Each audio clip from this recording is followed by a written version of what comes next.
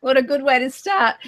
Hi, it's Karen, and we are live. Finally, I was running late because I was cooking. For some unknown reason, my family have to eat. Yeah, how dare you eat? It is, yeah. So I have, I've just popped on half an hour, no, almost an hour late. So I'm sitting on like the fold out tonight. So yes, it's a fold out. I'm having a relaxing moment. So it's been go, go, go for me today. One reading after another. So yeah, it's nice to have a bit of a relax. So how have you been? Very well. I went to Ramway Hill last night, and I unfolded it for you. It was a complete anticlimax. We got nothing, but I'll upload it a bit later, just so you guys can have a look. We didn't get problem was as well. We didn't get a babysitter, unfortunately, because the boy got picked up by his dad, so he had Mimu with us. So we sort of stayed towards the car, tried a few EVPs and stuff rather than just the box. Yeah, but that's the joys of being real, right? You don't always get it if you're real, you know? Exactly. But you'll probably find that later on she'll enjoy these little outings. Oh, yeah. It's just quite tired. She had a bit of a nap in the car. She's quite tired. But for anyone who goes, you're introducing your daughter to that? Look, my daughter was speaking to entities before she was saying the word Harry before Mama and Dada. She was speaking to Harry before us. So whoever Harry was. Oh, hey, get this. Harry said our cat was dead meat on a live stream. You know, our cat that's disappeared. Mm-hmm. Weirdly enough, we've had another cat that has just chose this house out of nowhere and has just started living with us. I don't know if it's somebody else's cat or what. So we're like, okay. But this cat, I kid you not, will not leave Mrs. Magnitude alone. She doesn't even like cats, really. But yeah, we've now got acquired a cat somehow. It was just really, really strange. It just turned up in the middle of the night and hasn't left us alone for like 3 days now. Wow. We keep putting it out. We keep coming back. No collar or anything on it.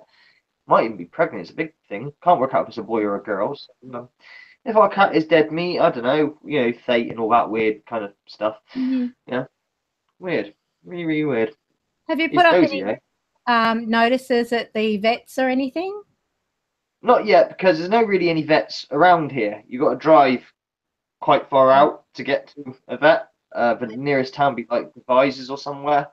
So it's only a very little village. Just hoping someone says, I've lost my cat, or this cat is known to go from house to house. Do you know what I mean? Which sort of gives me hope for my cat. I'm hoping my cat has done the same thing, gone to another house and someone's taken it in or something. That's what I'm hoping anyway. Yeah. But it's a nice thought. It's a nice this thing is the opposite of grumpy. A complete dozy, just sits there. You can touch his paws and he won't do anything. He just sits there. He is. I'll show you him later sometime. He's very, very easy. So what colour? Black and white, just like Felix. For Felix advert, Felix the cat. Have you ever seen the? I don't know if they sell Felix in Australia. Yeah. Yes, he's an old. Fat. He's a fat Felix. He's quite fat, unlike Grumpus, who was like a skittle because his head was so small. He like a skittle. Oh. But yeah, he's quite a fat one. But we haven't got a name for him because don't know if it's if he's anybody's cat per se. It might even be pregnant as well. We're unsure if we're gonna have a load of kittens, which is and it would be a he if it's pregnant. If it's a he, it might have cancer or something, then because it's dribbling as well, which is not good for cats. They drool, it's usually either a really bad thing. And there is such a thing as cat AIDS. It hasn't got like stripes over it, has it? Stripes? How do you mean? Sort of like a zebra kind of stripes, like tortoise shell. Really. No, it's not a tortoise shell. Not really. No, it's just black with white markings on it. Okay. Well, it could be that it's old with its dribbling, or it's got teeth problems. Yeah, could have teeth problems. We've done our googling and but who knows? Just we had a cat. Basically, how we end up with Grumpus in the first place? We got 2 cats dumped on us, and both were pregnant. And we had all these kittens which we had to look after. And we had Jack the dog. We thought, well, Jack's obviously a Staffordshire Bull Terrier. He's going to eat these cats and kittens. No, he mothered them. He licked them, put them back to their crib, if you want to call it that. And we got rid of all the cats, bar Grumpus, obviously, and this other ginger one, which my mum, what am I talking about? Hang on, my wife's dad had. That's it. I said mum, but that cat wasn't ever snipped, if that makes sense. So that cat just went. I mean, it was a thin cat of us, but when he got fed like hell at Ray's house, which is Natalie's dad, he really spoilt this cat rotten. So when I saw him last, he was a fat ginger cat, and the laugh of it is where he hadn't had his bits done, he just went around shagging just about anything that moved in feline territory, and he ended up with a thing called cat AIDS. I kid you not, the equivalent of cat AIDS. Wow. So one of the symptoms was the drool, a lot of dribble. So he had to be put down in the end because he had the equivalent of cat AIDS, where he hadn't been done. He slept with anything that moved, as a male cat.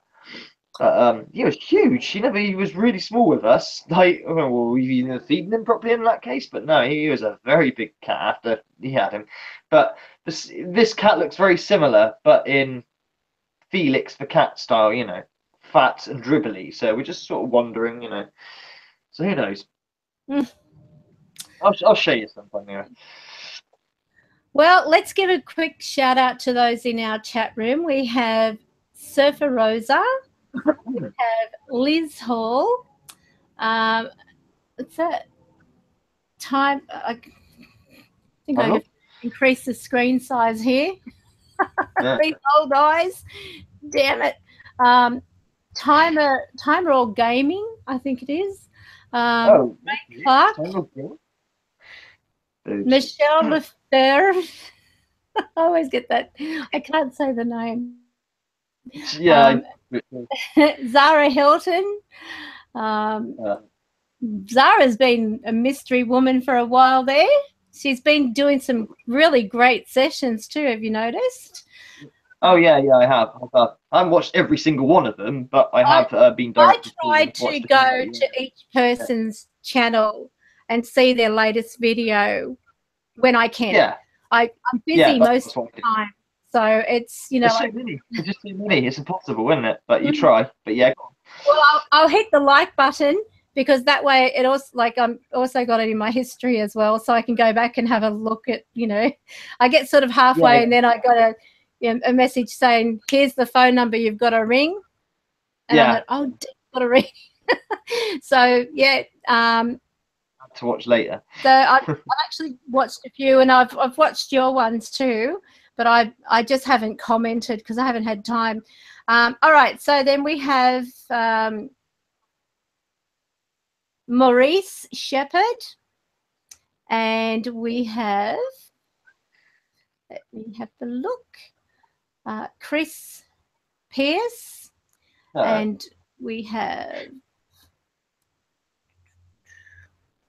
Surfer Rosa, and I'm going to give a shout out to my patrons, which is Sharra Artz, Janise Ellen Terbutt, Rachel Jude, Whispers from Heaven, Kimmie Blackshaw, and Surfer Rosa. So thank you for being my patrons, and I really do have to get into that patron page and start doing a few things. Yeah, same here. I haven't, not because I don't want to or anything, just haven't got around to it. And I also don't want to disclude people as well, because obviously not everyone can do this and that. And I'm so humbled by the support, whether it's 50p to £50. It's the thought of doing it is I'm not going to rub it. To know that you're doing something they enjoy. Yeah. Obviously, there's those who would love to do it, but they just can't. Like, there's a few channels I'd love to, for instance, Joe, I don't want to say his name's so embarrassing. There's a guy on here who we all know, me and you know him personally, and, he just doesn't need to get cut a break in life, and I really want to help him out. Obviously, I can't, so there's those kinds of people. So you don't want to disclude anyone. So, like, the rewards and the tiers, how do we reward without, we've given them, like I said, about do a live stream just for them, but then upload it so everyone can watch it, kind of thing. I don't know, I'm just trying to do something. But that Patreon page, I do need to, do something. I was meant to be doing it all last week, but I've had like shitloads to do. I did explain, I think, on one of my videos. Oh, the tire blower, that was it.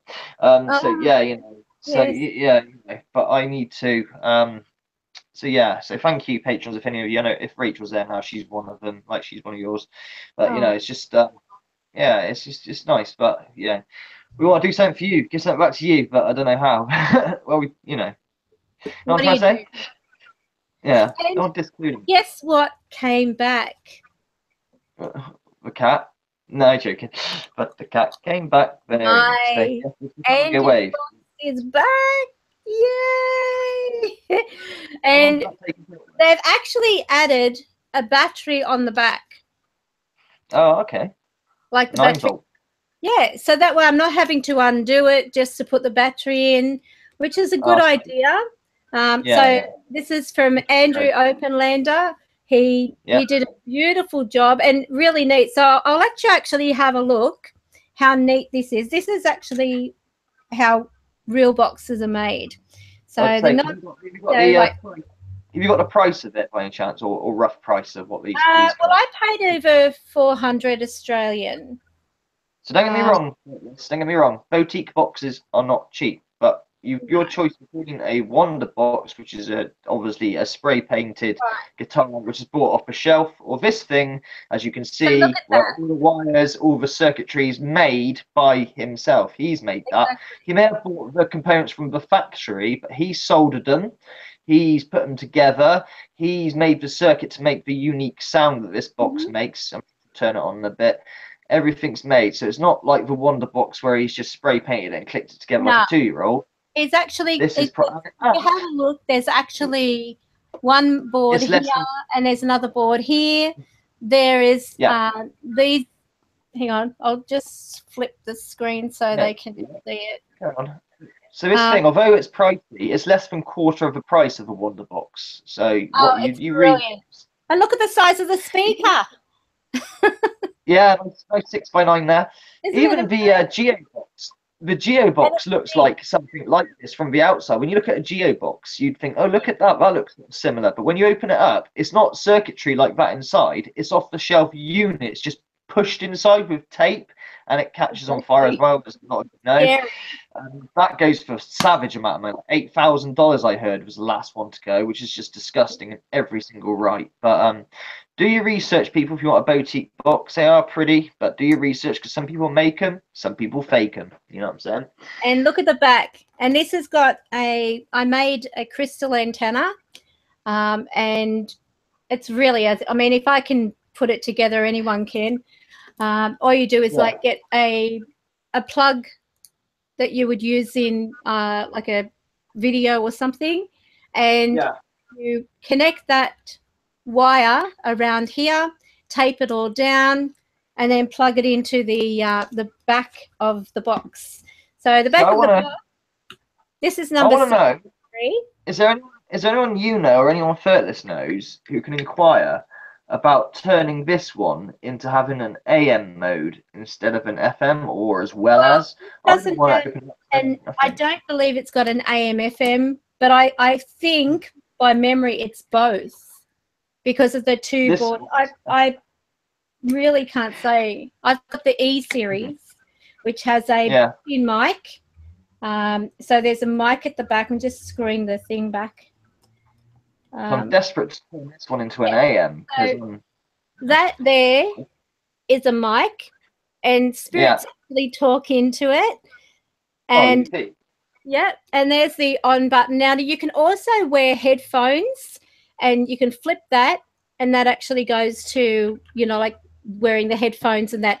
What I've done, I've actually done tests where I've plugged this directly into the computer, and I've asked spirit questions, and I've got it down low so that way, you know, because it's plugged into the thing, I'm not hearing it.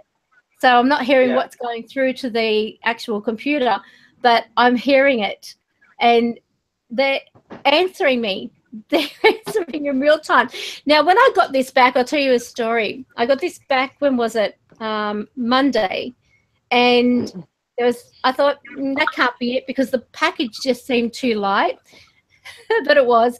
Anyway, I opened it up and I put a battery on, and I thought, it doesn't sound the same. There's something strange about it. So I sent a message, and because of the different, place, like he sets it at his time, like in his area where the reception is, and my reception would be different, obviously. So anyway, I said, I don't think it's got any echo. Did you take the echo? He said, no, it's all there. He said, I'll send you the instructions and you can, fix it up. I said, okay. Yeah. That night I had it sitting there, and I was noticing a lot of spirits going up and touching it, just touching it. I thought, are they going to try using it? And I said, I'll put it on later if you want to use it. Anyway, I turned it on later, and God strike me dead, it was fixed. Yeah. There was echo. There was actually, like how it was before type of thing. And I thought, this is just, they've fixed it. And I said, yeah, and I've actually got, sound and everything like that. So, yeah, and this is brilliant. So, like, the company, the owner, the builder is Andrew Openlander, and it's Chicago Spirit Wave. So, very well, reputable company, well known, been going a long time. Definitely got a lot of backers in that company. So, well, absolutely, not a scammer, not a scammer. Worth a check out. Yeah, hands down, I cannot thank this guy enough. He is such a sweet person too. I mean, he didn't even say, "Oh, look, I'll charge you anything to repair it." Like pay for the postage, fine, and and like if you want to send more money, it's up to you. But there was no pressure, kind of thing. Yeah. So I thought, that's real customer service. So when you've got, that happening, you're more inclined to want to stay with that person because they really do look after you, and that's important in any business, that is. So they've got a good reputation, definitely. Absolutely. And he's just brilliant at what he does, and he's really hands-on. He actually goes out and does investigations. He's not a skiter either. You'll never see him get on there and brag about himself or anything like that. He's a really I don't think like that. We did have a guy who used to work with him called Sharra, who's a Truth Seekers. I mean, he left not so long ago for whatever reasons. Nothing bad, just decided, people move on, don't they? But Sharra used to work with him, and would put the boards together and that, and and you'd never hear anything of any sort of bigging himself up or they're quite modest. Very down to earth. He's not like that at all.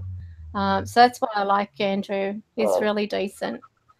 So I've got that back, so I'm really happy, and I've started to sort of like use it in some of the sessions, just as a little bits up, if you want to call it. So now I thought we could actually talk about something that will be quite interesting. I'll just fixing up my camera. Join the club. This is really important. It's important when you start zooming in. My stepfather used to have this thing where you knew he was going to talk about something important because he would go over, turn off the TV, the foot would go up on the table, and we thought, here we go. Okay, so I'm not going to do that. I'm not going to put my foot up on the table. But I wanted to talk about, when you've got people who get writing on their skin, like in The Exorcist, where it had "help me" written on their stomach, that type of thing. I'll have to look up the name again because I had it. Right. I've never had that myself. He had scratches and what looks like, I don't know what language, could be just scratches. Dermatographic. You wrote, I can't even see it. Dermatographia. Dermatographia. I should have had the name down pat before doing. Now I look like a real fool. But anyway, my daughter has that. Okay. And it's not something that's paranormal, because like she could actually write hello on her arm and it would actually raise up. It's actually a condition that some people have. She can break out in hives, you know, like if she gets nervous or stuff like that, and that's a part of it. That's all a part of it. And so it'd be interesting, you know, these people that think, you know, they've got writing or something on their skin. Coming up on the stigmata.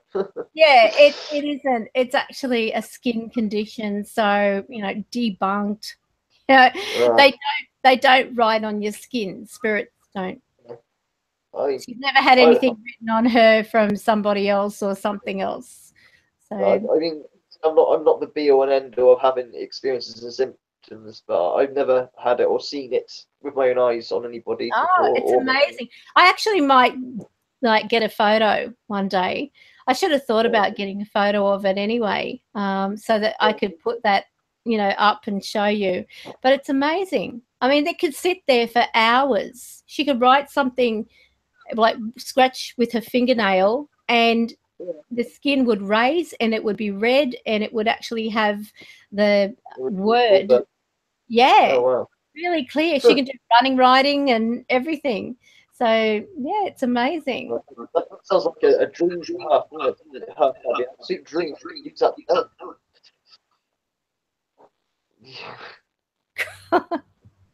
Crazy.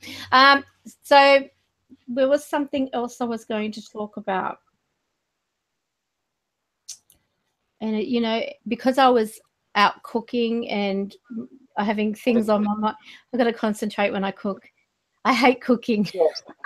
I haven't been very well over these past couple of days, so I'm a bit like sleepy. I'm boosted up on Lemsip at the moment, so if I appear a bit sort of not with it, it's because I'm just getting over a weird flu-like thing, 24-hour man flu thing. Well, that's the end of the world. It's the first time I've been ill for a very long time. God, it hit me hard. I sweated so much. I think I could probably fill up a pint glass, change all the sheets and all that lot. Wow. Yeah, it's not good. Have you been to the doctor? No, I mean, what's the doctor going to say? Are you feeling better now? Yes. Okay, then. Have some tablets. Gee, thanks, doc. Yeah, but that'll help you. It'll boost. I know. Well, yeah, just England's great. Like, you know, they're not going to let you die. But at the end of the day, they are struggling, so they proclaim. And, you know, they're not going to do much with that. They really aren't. Plus, you know, I'm getting better. I bought some Lemsip, like I said, and had a load of that, and it seems to be Have you got something. Vicks? Do you have Vicks over there? No, we do have Vicks, but I haven't got any. Well, if you get Vicks and you rub it under your armpits, on the bottom of your feet, your chest and back, it'll knock it out. It'll knock it out of your system. And it is really powerful, because basically what you're doing is sending it all to the core of your body, so that it, you know, attacks whatever bugs are there. It's really good. So if you ever get a cold, rub Vicks under your armpits. Like I'm talking about a thick amount of Vicks. Put it on your chest and back and the bottom of your feet, and then put socks on. And it just really, you know, forces it into your system. It's really good. Oh, okay. So how is everyone in the chat room? They all look like they've gone to... That's the thing. I wish I could see the chat room on your live streams, but I can't unless I have another device, which I haven't got at the moment for whatever reason. But I really wish I could see the chat rooms, but I can't with these ones, unfortunately. So, well, most of it's a high here and a high there. And there's something about 400 Australian is a decent price. Yep, that's to do with the spirit box, obviously. Yes, it was very decent price. And I mean, with the conversion, what the box for 3,000? Yeah, exactly. I wouldn't spend that much. I mean, I ridiculously went overboard with Paranologies, you know, spending so much money on crap. They've gotten better. I'll give them their credit, but they started off quite dodgy and blasé. But they did that Poltercon, which seemed a lot better built and fair price. It's only 200 for that thing. Well, it is reasonable. I think, I mean, to give credit where credit's due, the concept is why I invested heavily, because I even was going, like, we were talking about me being one of his, you know, that like, thing was terribly made though. What you showed me, I was like, my God, and that was how much? Like grand, wasn't it? 2 or 3 grand. It's disgusting how that was built. I know. Absolutely. And then you've got the what's it called, that system where you've got like the monitor and you put the memory card inside and it fell in the cavity. So I had to basically tear it open, only to find the motherboard sitting on top of wires, live wires, mind you. That's not good enough at all. So, not for that price. And there was nothing to show that he'd even had it like in place anywhere.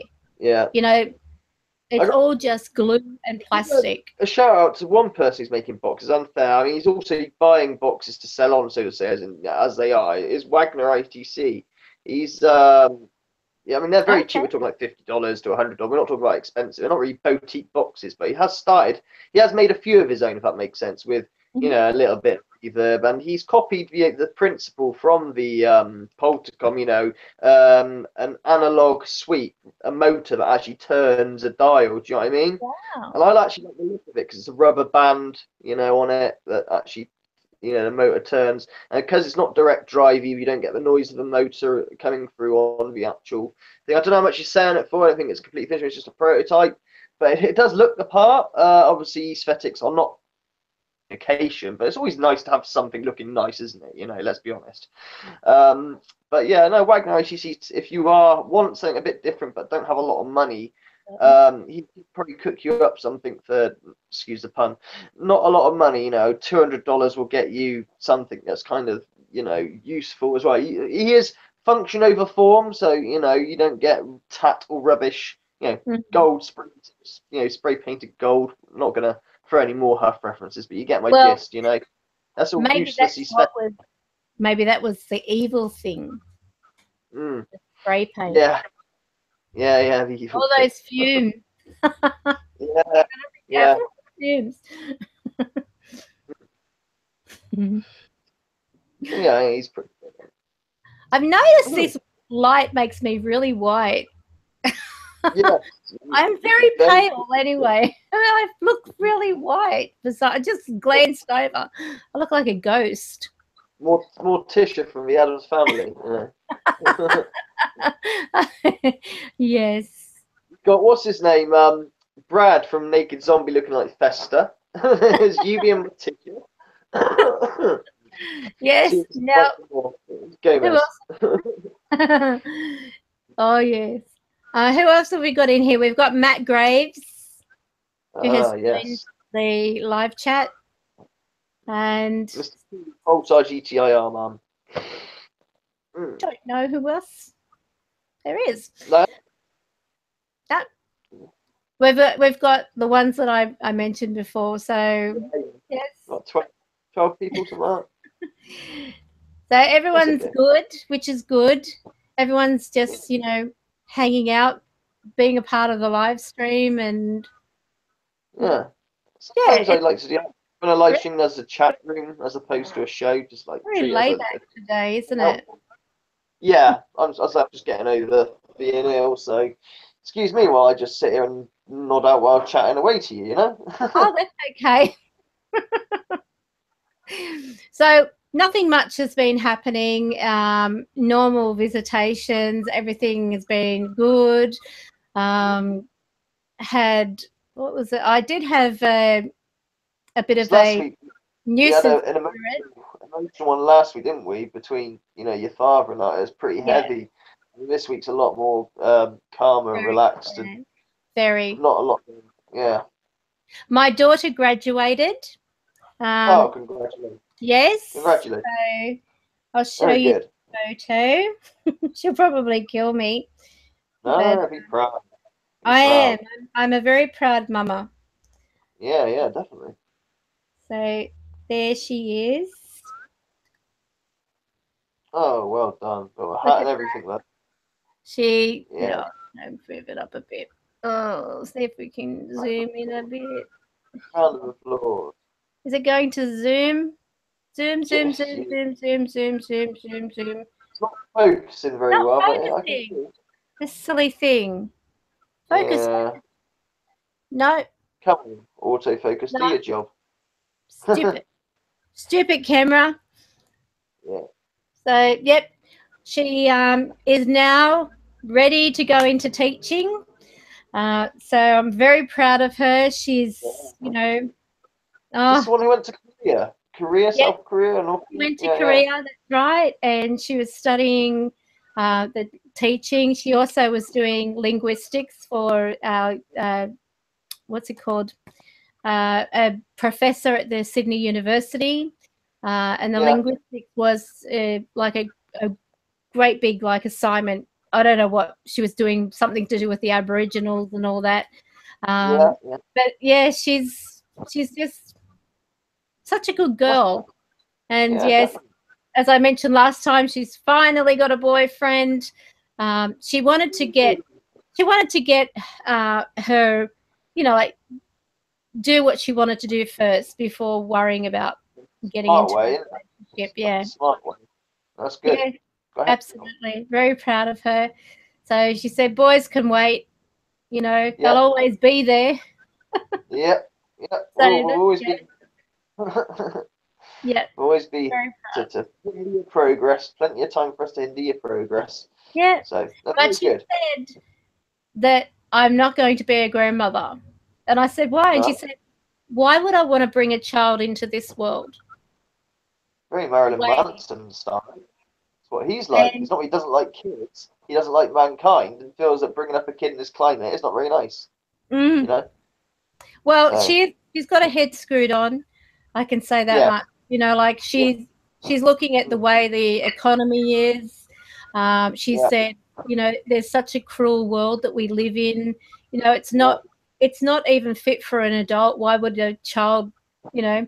And I said, well, I wasn't thinking about that when I was having you.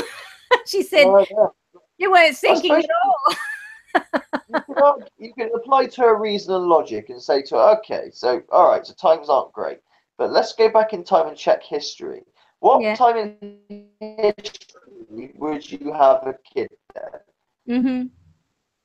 So tell her to tell you time machine. Which part of history would she have? I bet you there isn't a better time, which is kind of sad, but you know, it's very much. But say it. I mean, back in the 40s and that, they had the war. You know, there's, you know, I said, well, you know, where's little me's gonna, you know? Where's my? Procreating. Like she reminded me of that movie Idiocracy. I don't know whether you've seen it. Is she your oldest? Sorry? Is she your oldest? Is she no, your she's oldest? my middle one. Okay. So what's the oldest? Got any kids or not? Sorry? Have you got any grandkids then or not? No. Oh, okay. Oh. Okay. Yeah. I know all my friends are great grandparents.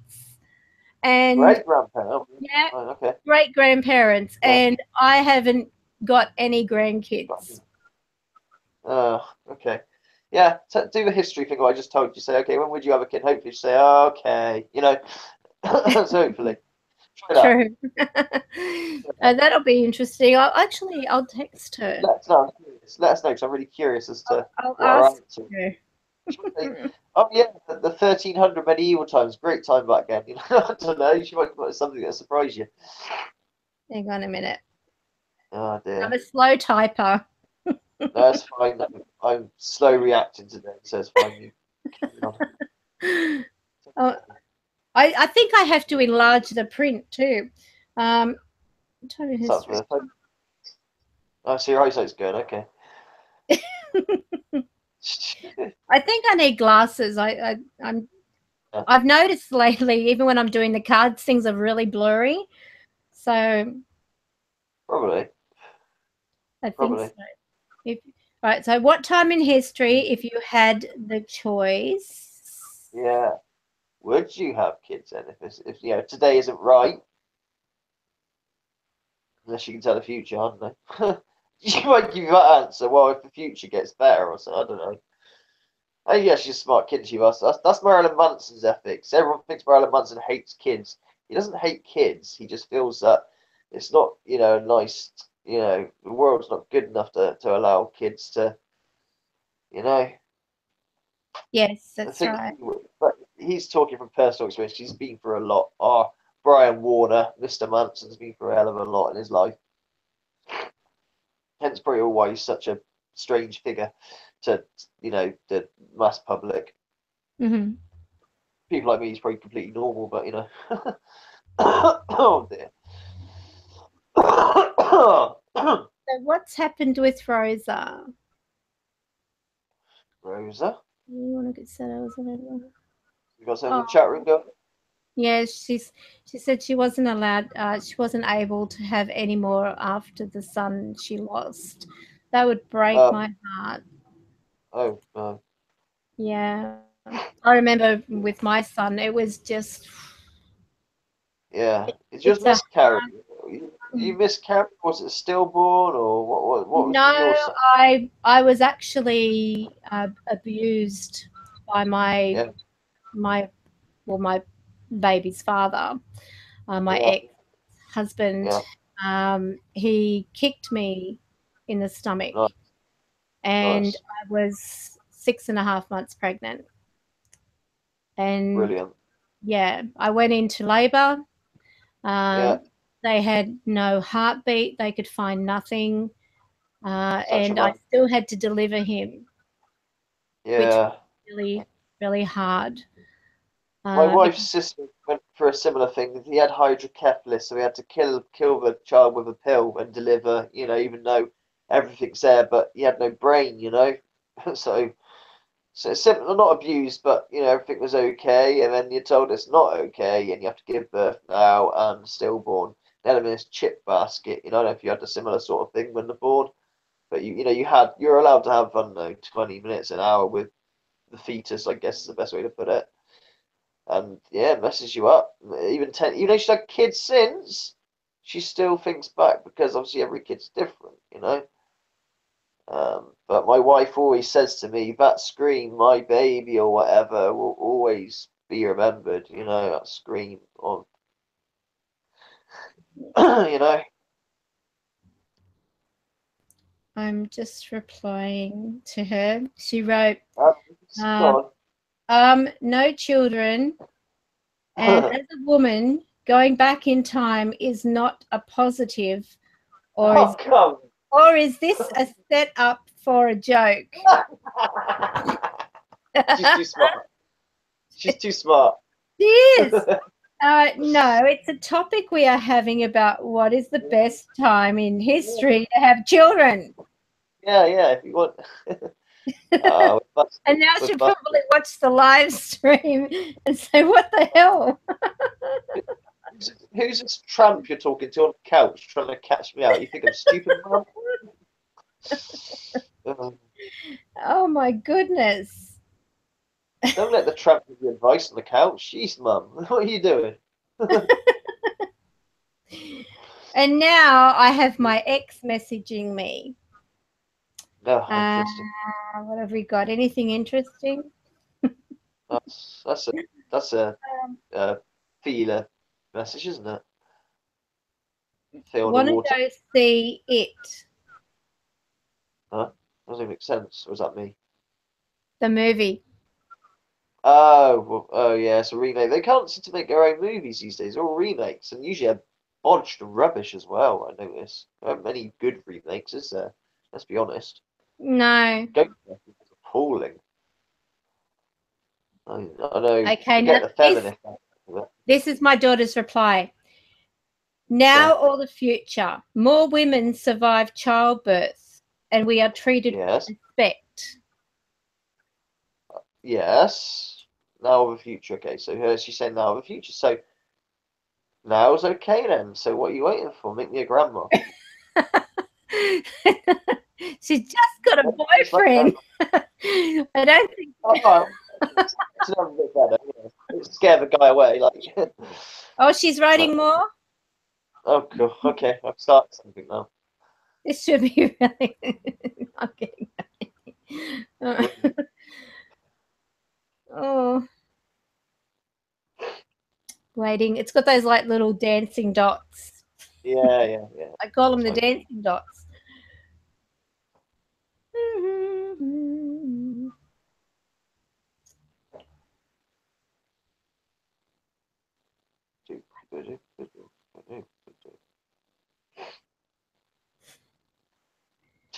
Curious now.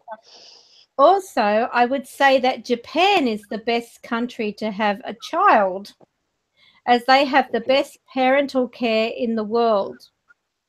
That doesn't surprise me. But aren't they a one-child? That's China, I think. Oh, It is might be it? China. I think China. I don't think I they think may have you're even got rid of that. I They might think have got rid of that. I could be wrong. now this is a girl who's 23 years old. Okay, maybe she's still a bit younger. Well, I Ask, had her at 37, ask Rachel. mainly due to the fact that they have an aging population. Yes, like us all. She's writing more. Okay. Everything's paragraphed with my daughter. And do you know what she does? If I do, like if I spell something wrong, she corrects it.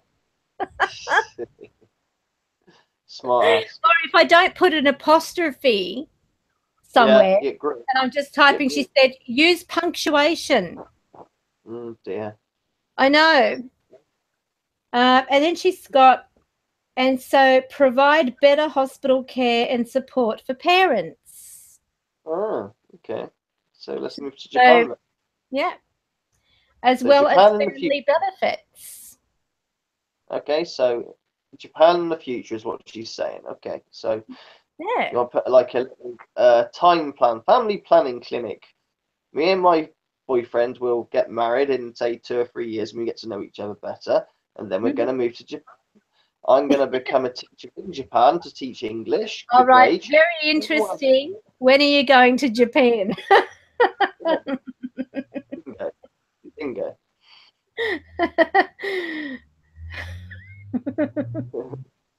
Going to Japan. My mate who hung himself, Lance, did that, you see. He's a bit naughty. I'll tell you the story of him. It's kind of a tragic one. But he went to Thailand and he taught English. But he falsified his qualifications. Of course, he can speak English because he's English, but he didn't have a degree in teaching English, you with me? Then he met a girl there, fell in love with the girl. The girl ended up being some powerful general, a general's daughter in Japan, in Thailand. And he had to get out pretty quick. And he got out, and yeah, he ended up hanging himself over it all in the end. I think it was in some weird cult as well, where they put clown makeup on but wear a suit and smudge the makeup. I don't know what that's about, but that's how he was found, with a sex doll next to him as well on the bridge. But Lance, if you want to read the story, I think I've talked about it before. But Lance Cleverly is his name. Yeah, Lance Cleverly, Chippenham. But yeah, like I say, he went to Thailand under false qualifications to teach English. Got with this general's daughter. The general found out, obviously, he's on false documents, so he had to make a retreat back to Britain. And yeah, then he, hung himself. He was bored of the human race. He said, "Was it bullet?" He did a little poem on Facebook saying that he just quit the human race. That's how he put it. But he was really smart in the head. Too smart for his own good. But he did this. This happened a lot. He did sociology. And apparently, if you study sociology in college, it makes you think a little bit too deep about how meaningless your life is, unless you're lucky, So yeah, there you go, Lance Cleverly. It's quite a sad tale. But It's very common for a lot of smart people to, either end their life or they actually go into what is it like not Alzheimer's, is Alzheimer's. A lot of them get that type of dementia. Dementia, Alzheimer's, and they're intelligent people. So I'll be okay. I'm safe. I'm not going to get that. I shouldn't laugh. Oh, I had this really interesting thing happen a few nights ago. I'll share with you. I was lying in bed and I could hear someone walking down the hallway. And first of all, I thought, it's my daughter. You know, she must be wandering around, you know. And then I heard the steps creak, creak, creak, you know. I thought, okay, this is weird because like 1 minute they're outside in the hallway, but then it's like I could hear them in the hallway then on the steps like at the same time. So it was like whatever it was seemed to sort of split and be doing the same thing at the same time, but in two different places, if that makes any sense to you. So I sung out, "Who's there?" Oh yeah. Oh God, here I go. I said, "Who's there?" Sorry. Were you going to go to when you said sung out? Were you going to go to a musical number? Who's there? Said sung out. Oh, bless Carry you. on, I'm just being funny. But anyway, I said, "Who's there?" Oh, and I could hear this like this. I thought, are they talking or are they mumbling or what's this? You know, I'm thinking, is my daughter sleepwalking? So I get up, go to the door, can't see anybody. Go to my daughter's room. She's out like a log, snoring her head off. Go to my other daughter's room. She's asleep. Okay, but it's not them. I have visitors again. So I go back into bed. And I could hear like the sound of someone running around the hall, like they're round and round type of thing. And then I could hear the creaking of the steps. And I thought, someone's playing silly buggers. And I said, is that you, Tracy? And over to my right, I could hear Tracy's voice saying, it's not me. It's not me. I went, okay, so someone's out there and they're not showing themselves to me. So I go back out to the door. I stood sort of like at the door and didn't say anything. And I was in the dark. And I could see this, it looked like a mist going around, down near the stairs, then back up. And as it was moving, I could hear the sound of the steps. But it was like mist. You know, it just had this formation mist to it, but it didn't manifest into anything else. It was just mist. I thought, that's bizarre because like the mist was up high and the sound of the footsteps and the creaking was actually down on the floor. So I thought at least it would probably be at floor level, but it wasn't. It was actually up high and it was moving like mist. And I thought that was so weird. And I almost because I was a bit stunned because that's the first time I'd seen like that without, you know, like with the sound connected with the footsteps. Because normally I'll see them and they will form. They will, as you've seen the photos, they will form into their body type of thing. And this was just like a mist, a very thin, stringy piece of mist moving about, and the loud bang, bang, bang, bang. I thought, that is so weird. And I was going to grab my phone. I thought, what's the point? You know, by the time I come back, I'll probably be gone, you know. And I was right, because when I went back into my room, I could hear them stop. And so whether they thought I was going to get my phone, who knows. But I thought, how weird. Totally relate to that all the time. So many other things get a phone. What's the point? It's gone. You know, you can't predict these things, and that is one of the main problems of this whole deal, isn't it? You know, exactly. Exactly. You can't say when a spirit is going to manifest. You can't say when a spirit's going to come through. You can't do that. I'd love to catch, the thing I really want to catch the most is open air speak. I've had it, like I said, about 5 times in 10 years, we'll say, so it's once every 2 years. But I'd love to capture it, just how loud it is, you know, so everyone else would hear it next to me or whatever. Just love to capture it on camera, you know, just 10 seconds worth, because I don't speak for long anyway. But by God, you know, that would just show so much. I'd be accused of having a speaker in the roof or something, but do you know what I mean? Especially how loud it is. But Where? Last time I had it was 2015 Christmas. You know, that's the last time I had it. Is it? 2015, I got sang Silent Night, as everybody knows. But that's the last time I ever had, you know, open SV. You'll And the probably dinosaur as well. once you've had it once, you will get it again. But when 5 times in total over 10 years we've had it. well, You know, it's not a lot, is it? Once every 2 years, it's not a lot. When you're gonna catch that moment. I actually picked this up the other day, and it's a USB thing, but it's also a recorder, and it's got 16 gigabytes of space on it. Yeah, and when you turn it on, so that's off at the moment, but when you turn it on, you've actually got, where is it? The light that comes on with it. And it's good that it's a red light, because then you can still see it in the dark, and it's lighting up as I'm talking. So you'll see it every now and then, it'll flash. So that's like telling you that it's going, but it's not flashing. So it's making a liar out of me. But anyway, this thing here, I think I paid about $8. That's all right, isn't it? For that. $8. 16 gigabytes for just the storage is good enough for that. Exactly. Yeah. So then you just get this, plug it into your computer, and then you can download all the EVPs and recordings and everything.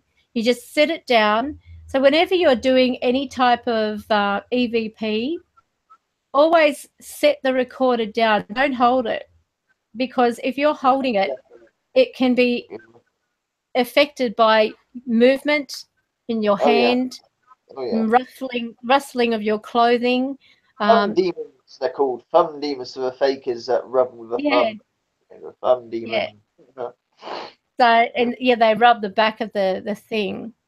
So everywhere, if you can put like, get a few of those little things and set them down in sort of like a, north, east, southwest, put them there, and then just sit in the middle and have those on either side, back and side type of thing, and ask spirit to go to one of them and talk into it, and then they will,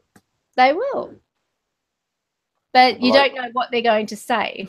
They might say something naughty. That's okay. They do. You like that? Yeah, I do. At least on the spirit. So if you go to a cemetery, always put things down on ground level. Trust me.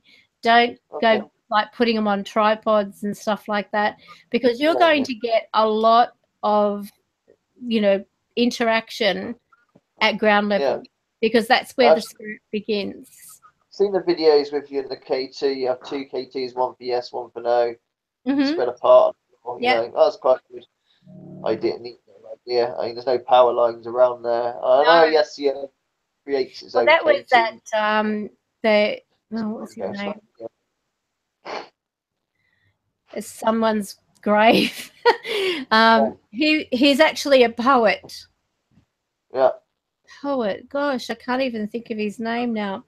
But hang on, my daughter's written back. Okay. Go on. If people are suggesting somewhere in the past, probably I would say, what is it? The 60s. 60s. Yeah, but to that only if you have a nuclear family and there is greater risk of complications. But if you took a solid family unit from this time and compared it, would be clear who would be benefiting the most. Yeah, okay. I kind of agree with her in a weird way. I mean, this is coming from a 23-year-old.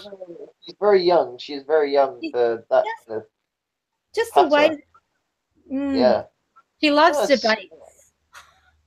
Loves debates. She actually goes to debates, and they have these like competitions down at a local bowling club, and she'll go there. She'll go into a debate about things, and good. she walks away winning. It's just they That's can't great.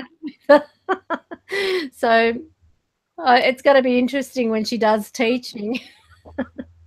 Yeah. Sit down. Came home with a hermit crab. She had 2 hermit crabs, and one attacked the other one and killed it. So it's the alpha crab. Yes. We've got a crab in the house. Okay. Walking around. And it's randomly.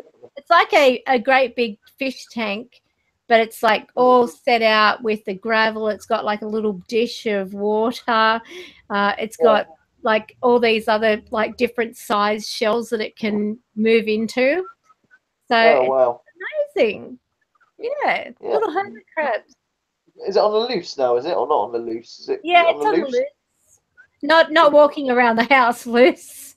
It's not on the loose. Okay. No, but it is really. I mean, they're fascinating, ugly creatures. Yeah, they are.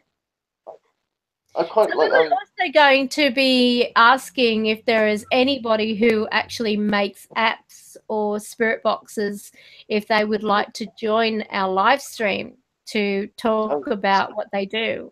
So is anyone in chat there that actually makes spirit boxes or who would be willing to chat? What's his bloody name? I know he's not Cat Angel's best friend, but what's his bloody name now? Bollocks, help me out for this in the comments. Why can't I think of his bloody name? But he's quite chatty, willing to chat. Shit, I can't remember his name now. Falling out of Cat Angel. Lots and lots of posts. But I have one. Let me see. Get that bit. He'll chat. I mean, we're not on about Cat Angel now. We're talking about his work. So, I've got his bloody name now. I can't remember his name. There's so many of them. Help us? Just know I'm on about, don't you? Surely for this. Wayne Fernandez. Not Wayne Fernandez. No, Wayne was with Cat at the time. This dude was going at him. He did appear a couple of times live with her. Put some horrible posts up in all fairness, but WagnerITC? No, not WagnerITC. No. We don't. No, he makes apps, spirit box apps. Banked apps, typical bank apps. It's gonna bug me now. Shit. Oh, I just demonetized you. Just ordered a real neat bag to carry my camera equipment and all my spirit seeking equipment. It's cool. I'll give you a tip. Whenever you're going out, especially if it's a nighttime, like going, at night, take one of those, those bags that you keep cold things in, like from the shopping. They're sort of thermal bags or whatever. Take the batteries and put them in that, because that will retain the same temperature. Because I know we could have a guest. He doesn't really make apps, but he does all these very strange experiments with mobile phones and things like that. Even that's Epic. Eric from Epic. Actually, one of his mods has become my Patreon. I was thinking about it, but Eric, Epic. Guys, help me out again. Epic Eric, whatever his name is, he's quite chatty. The chat room are talking about Appydroid. Not Appydroid, closer, but Appydroid will know who it is. Pugster? Not Pugster. I mean, we could have him as well. He's another one that's chatty. His name is really familiar. I just cannot remember it now, but he's probably a better one, actually, Pugster, thinking about it. He's probably a better offer. You have probably understand him, like he's Scottish, so you have to tune in. He's got a very strong accent. Old Pugster. So he's from Texas. do, don't you? But yeah, Eric. Anyway, so we've got Eric Pugster and this other guy, and I can't remember his name. So yeah, that's 3 people. Because I know that what was his name? Jane, I think his name. Steve. Holte. Yeah, Steve Holte. Yeah. His wife was asking if we could, or if anyone could do a live stream, but the time difference is the problem. Yeah. But I must say, I actually, whilst I'm on here, I must say that the app that I reviewed, I did a boo-boo. Oh, okay. I actually had, where is it? In the experiments, which I'll put here. Let me see if I can get that on the screen. I might be able to share the screen. Yeah.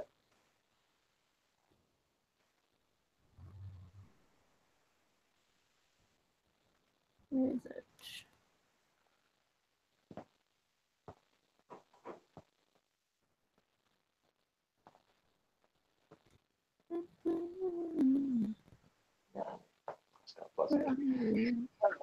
Once you've found what you got to find.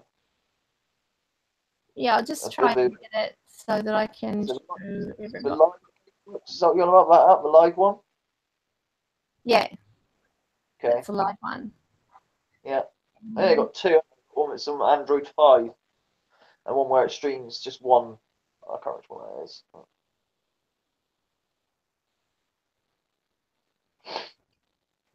Trying to get that showing. I don't know why.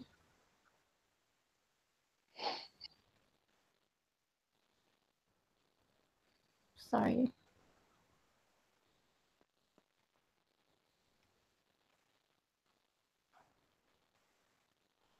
It's crazy. 1 minute it's there, next minute it's not. Yeah. What's that? Unable to connect. Okay, so I'll do it again. You try to connect the app up, are you, to stream? Yeah. So that way we can see. Yeah. Let's see. Yeah.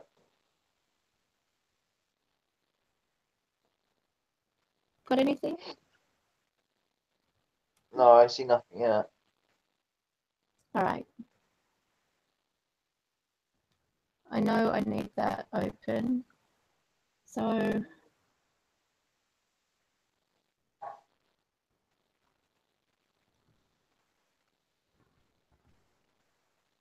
okay, we'll try it.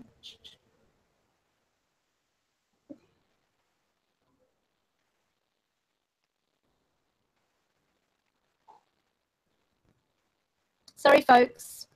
Sorry, no worries. I'll get there.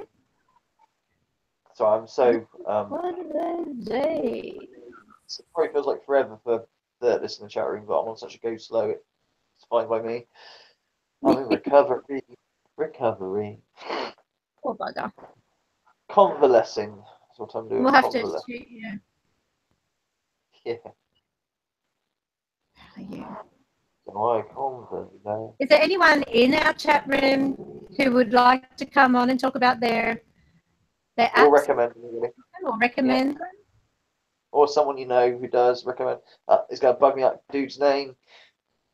The one who doesn't go on Cat Angel, fired a load of posts, blah blah blah. But you know, he's a good talker, you know, and does these apps, you know. I can't remember his bloody name now. Oh, I'll know it after this live stream. I hate it when that happens. Yeah. We've chatted before. He's okay with me, you know. He's in Texas as well, so he's very so time difference again. I think his real name's Jamie, but don't quote me on that.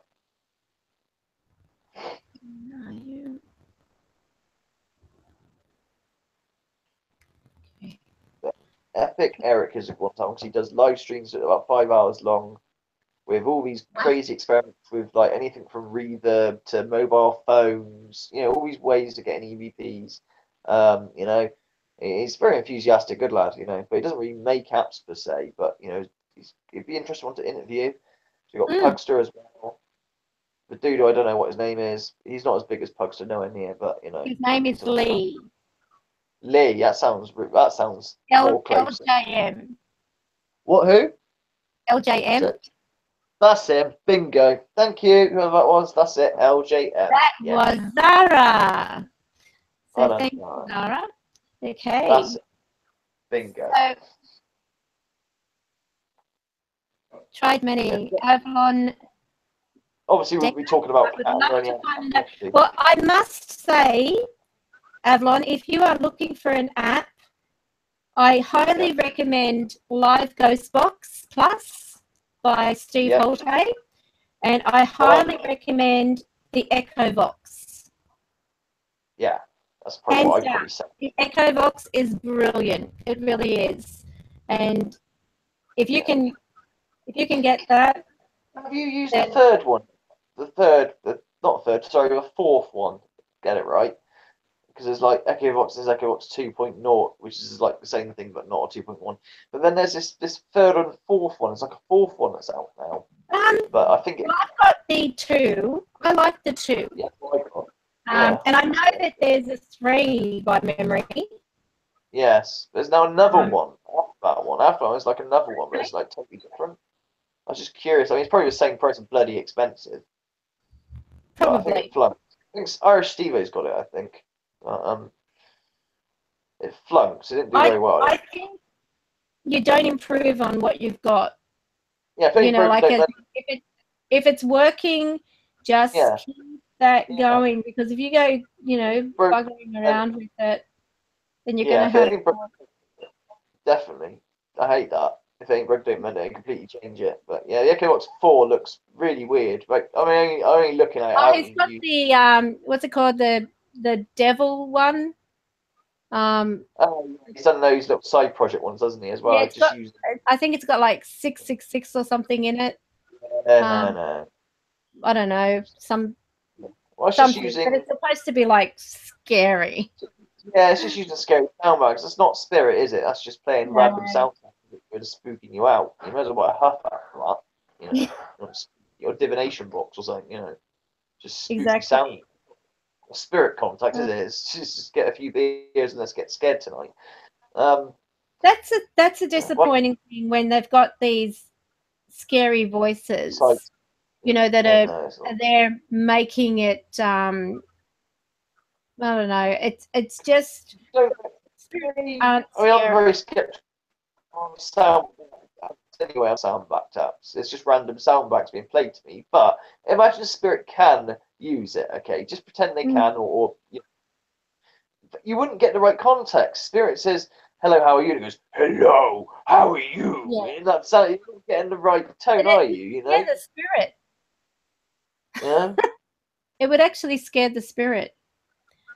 Well, yeah. I've had ones where, you know, when they're hijacking, voice hijacking. I've got to let you listen to something, by the way.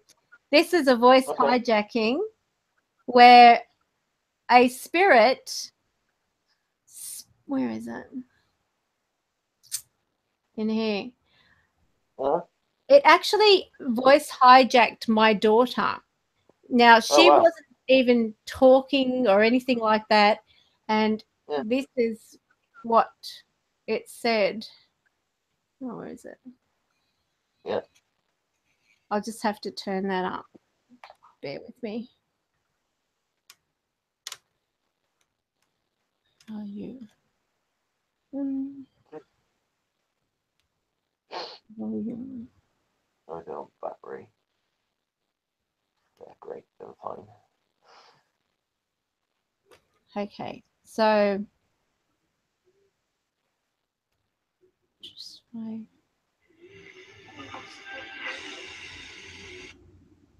Don't know whether you can hear that. I'll do it again.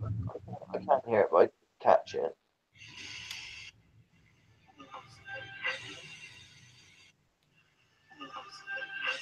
Do you want to watch that movie?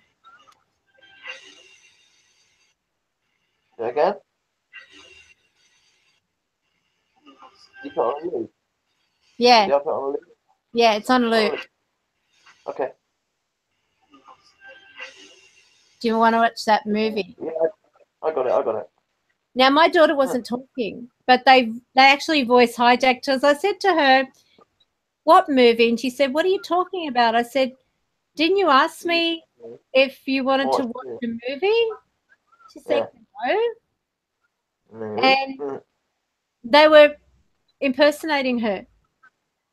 Weird. How's that? Yeah. Yeah. Impersonating. I'll see if I can turn it up. Yeah. I get a kick out of that. Oh, and I had Ernie back. So listen to this. Oh. I might have to turn that up. Yeah.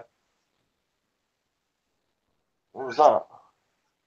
They're saying Ernie. I'll open it and increase the volume. Yeah. You can't hear that. Yeah. Very short as well. Less than a second long, isn't it? All right. See if you can hear this. I can hear it, but I can't catch it. I'll try and I'll hit reverb on it. Sounds like Rasta or something. That's not what I'm listening to, is it? I'm not maybe hearing that voice. It's behind that, isn't it? Is that what you're trying to say? No, it's actually I've Their voice, is put it? it up loud here. Is that the voice? Is it? This is the one saying Ernie. Okay. Sounds like Rasta to me. I don't know what. Now I'll give it a little clean up so you can hear more. Okay.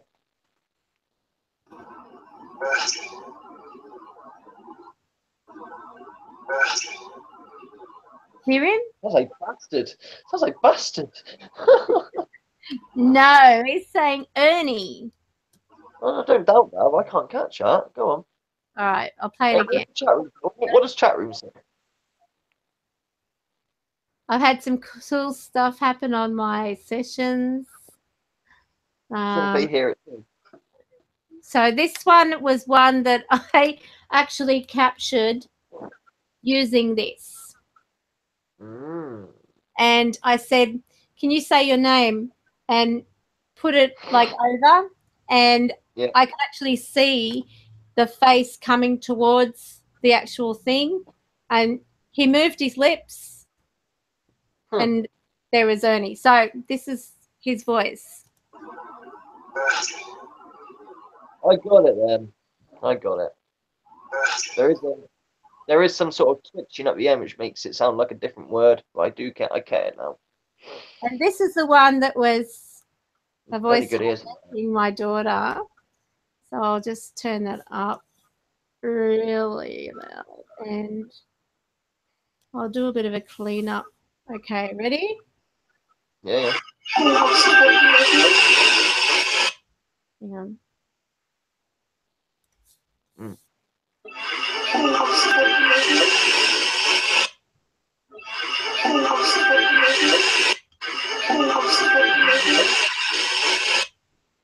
What's it going to be saying?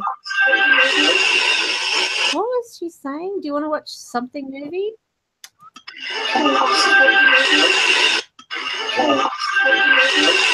Do you want to watch a spooky movie? Yeah. Did you hear it? Yeah, I got it. Do you want to watch a spooky movie? So there, how's that? That was actually tonight. And really, really clear because my daughter was in the room and she was doing something on the iPad.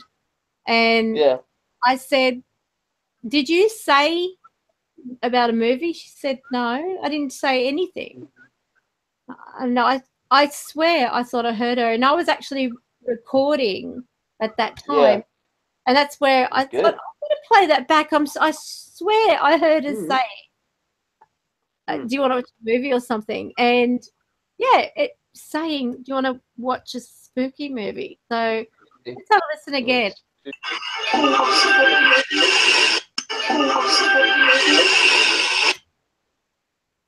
So she had music going on her iPad. Yeah, yeah. So that's that music here. But she said she didn't say anything. How's that? That's not a pause. That's not a pause. You're a movie. It is a spooky, is it? A spooky movie. Mm. And then I get a message from her dad whilst we're doing this live stream saying, do you want to go and watch It? Oh, the remake. Yeah. So. It's all relevant. All relevant, isn't it? Yeah. All relevant. I wonder if there's they're watching something. I just had to take my knee brace off. It's killing me. Yeah. They're supposed to be comfortable. Mm. I don't feel. I've got the tens machine on, like. Yeah, yeah. I know what one of those is. Yeah. Trying to they get actually work. Does it actually work, or does that just make you spasm out? They do. They actually do work. They're pretty good. Does it make your muscles contract, or what? Does it just? What does it do? It just fires electric in you, doesn't it? These tens machines. It is. Well, I had a nerve test today, and they had this you know, like this thing shocking me constantly, and they put it right against like your ankle, and they'd send this charge through, and oh my God, I was glad to get out of there. It was like torture. So is anyone in the live stream that actually does any apps? Yeah. And hello, Chantel. We've got Chantel. We've got Nurse Calls. We have Kevin Morris. We have Avalon Decker. Amanda. Oh, Avalon. You get a shout out in this video, I think, from Mrs. Magnitude Avalon. Oh. Once it goes on, put it. Quite a few in our chat room. It's lovely to see it growing. Where are we? Wagner, love your restoration vintage radios. Wow. Well, Wagner, would you like to come onto the live stream? Let me know. There's always next time. If not, like, arrange it for next Friday if you want. I've only got about half hour left anyway. But, you know, if you want to do it for next time, set something up. He's quite a funny guy, but he reckons he's shy on live. He did a live at Bob Wagner shy. What parallel universe do I live in? What? Hey? Kevin Morris. Hello, Riley. I know someone who does paranormal apps. Maybe I could have a chat with him. Yes, please. Go for it. Because I'd like to actually introduce and give a little bit of exposure to each person's apps, and you know, I might even do a review on their apps. Spirit willing. Exactly. They don't have to be big and well known or anything necessarily. Well, that's got to start off somewhere. Definitely. Yeah, go for it, mate. Go for it. Just that Priestess know, or me know on my videos, whatever. You know, just send us a comment every Friday this time if they can. And obviously time zones, I understand that. Yeah. And we have oh, hello, Janise. Janise Terbutt just joined. How does that work? Well, you send me your email and I send you an invite, and you just click that and it opens up you know, to go into the runs through Hangouts, basically. Yeah, it runs through the Hangouts. The Google Hangouts. Yeah. Not Skype, Hangouts.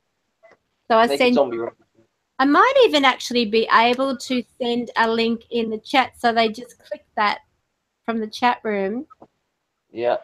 And yeah, so anyone can join. So what we'll do is I'll send that link now. So if you just click I got half hour, so half an hour with Riley.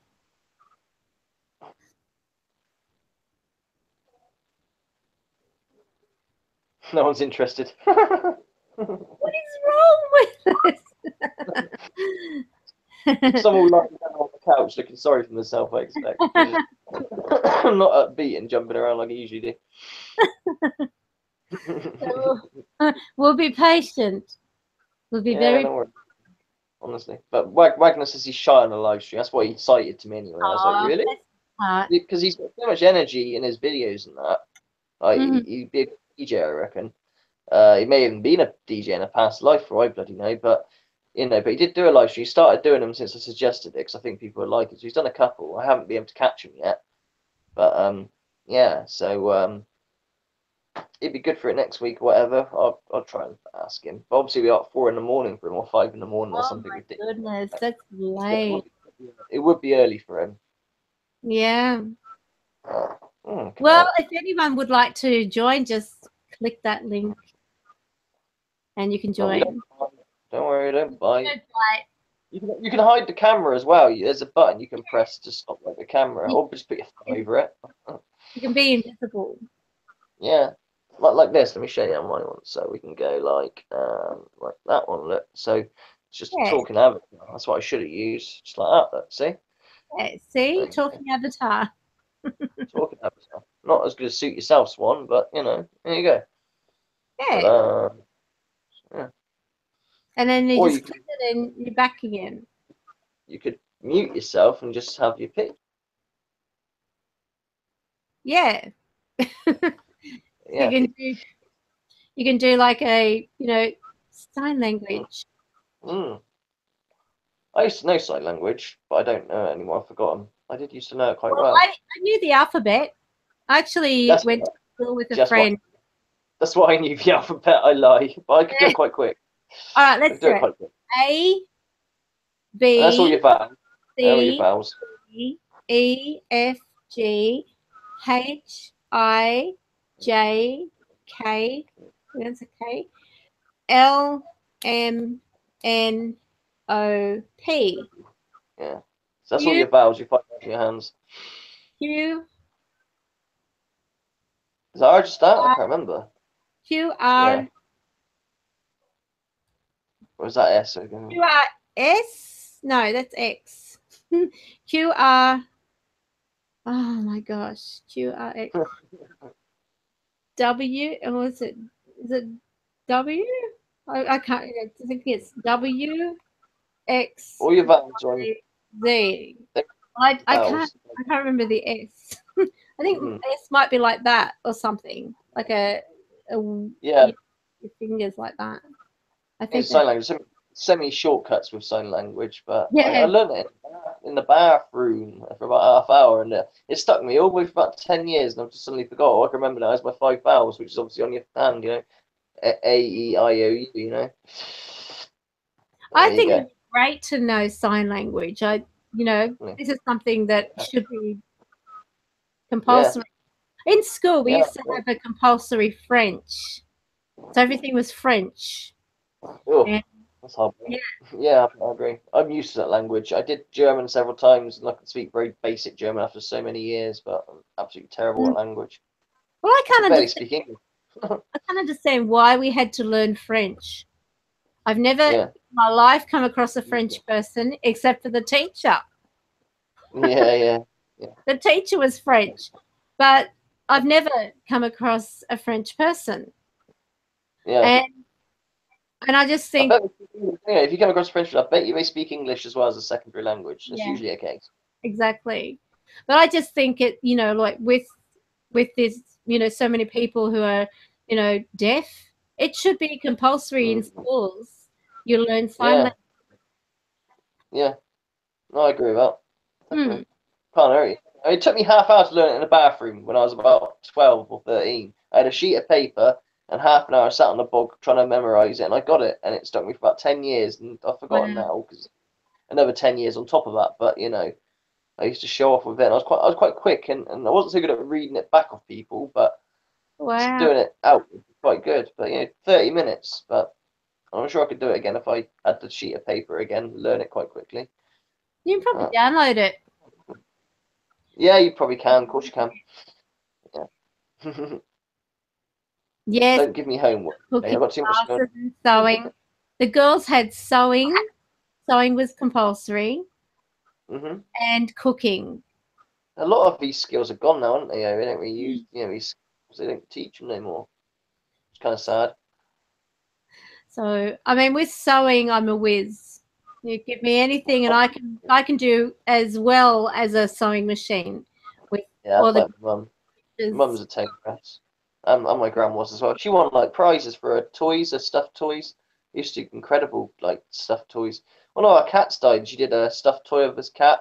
And it was a No. lovely cat, a Persian cat. But every so often you come in the room, you think it was the real thing, and it's not, obviously, but it make you look twice, you know, 'cause she's that good at it. She's got newspapers, things like that. But yeah, but as far as sewing goes in my case, I ain't got a clue. I ain't got a clue. But my mum and my grandma were very into their sewing. I say were, she's still alive. Gran's not, but you know. No. She's just bought actually a new machine actually, but of course because it's the future and current year and all that, she's trying to learn all this computer aided design, you know, CAD, because it's not the same obviously as an old Singer machine where you just press the pedal.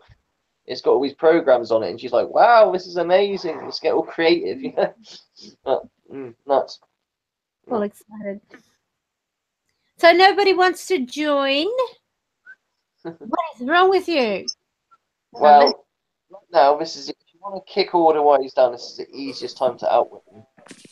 Oh, Wagner's on there. Hey. Hey, how are you? Hey, Who have we got? Oh, How are you? This is Bob. Hey. Yep. Wagner. Hey, good morning. Good morning. Lovely to have you join us. Excellent. Sorry for 25 minutes. Oh, You can thanks. carry on when I do as well. You can carry on when I go. And you do a lot of reviews too, don't you? Yeah, sure. Let me get over here. I'm not sure. Put this up here. How you guys doing this morning? Not bad, thanks. So tell us about you. Even About me? us. Yeah, you. What would you like to know? Well, for Well, the viewers' sake. What got you interested in the paranormal? It seemed like everybody was dying. I was missing them, so I wanted to contact them, and it seemed like they were. So why not try a little harder? And then as soon as I found out about ghost boxes or spirit boxes, I got really excited about working with them and the spirits. Been a while. Yeah. So how long have you been doing this? Since I was a kid. And that's been a while. And yeah. what was the first, it's just what was the first encounter you had? When I was a little kid, I seeing these lights, and I wasn't sure what they were, but I thought about them for over the years, and I come to think that they were spirit. I couldn't really figure out what they were. There was these it was a darkness, and these lights were shooting around the room. Aren't they different beautiful? colors. It just seemed like I was on some kind of trip, but I was a little kid, so there's no way I was doing anything crazy, right? So anyway, it was just something you can really explain to anybody or anything.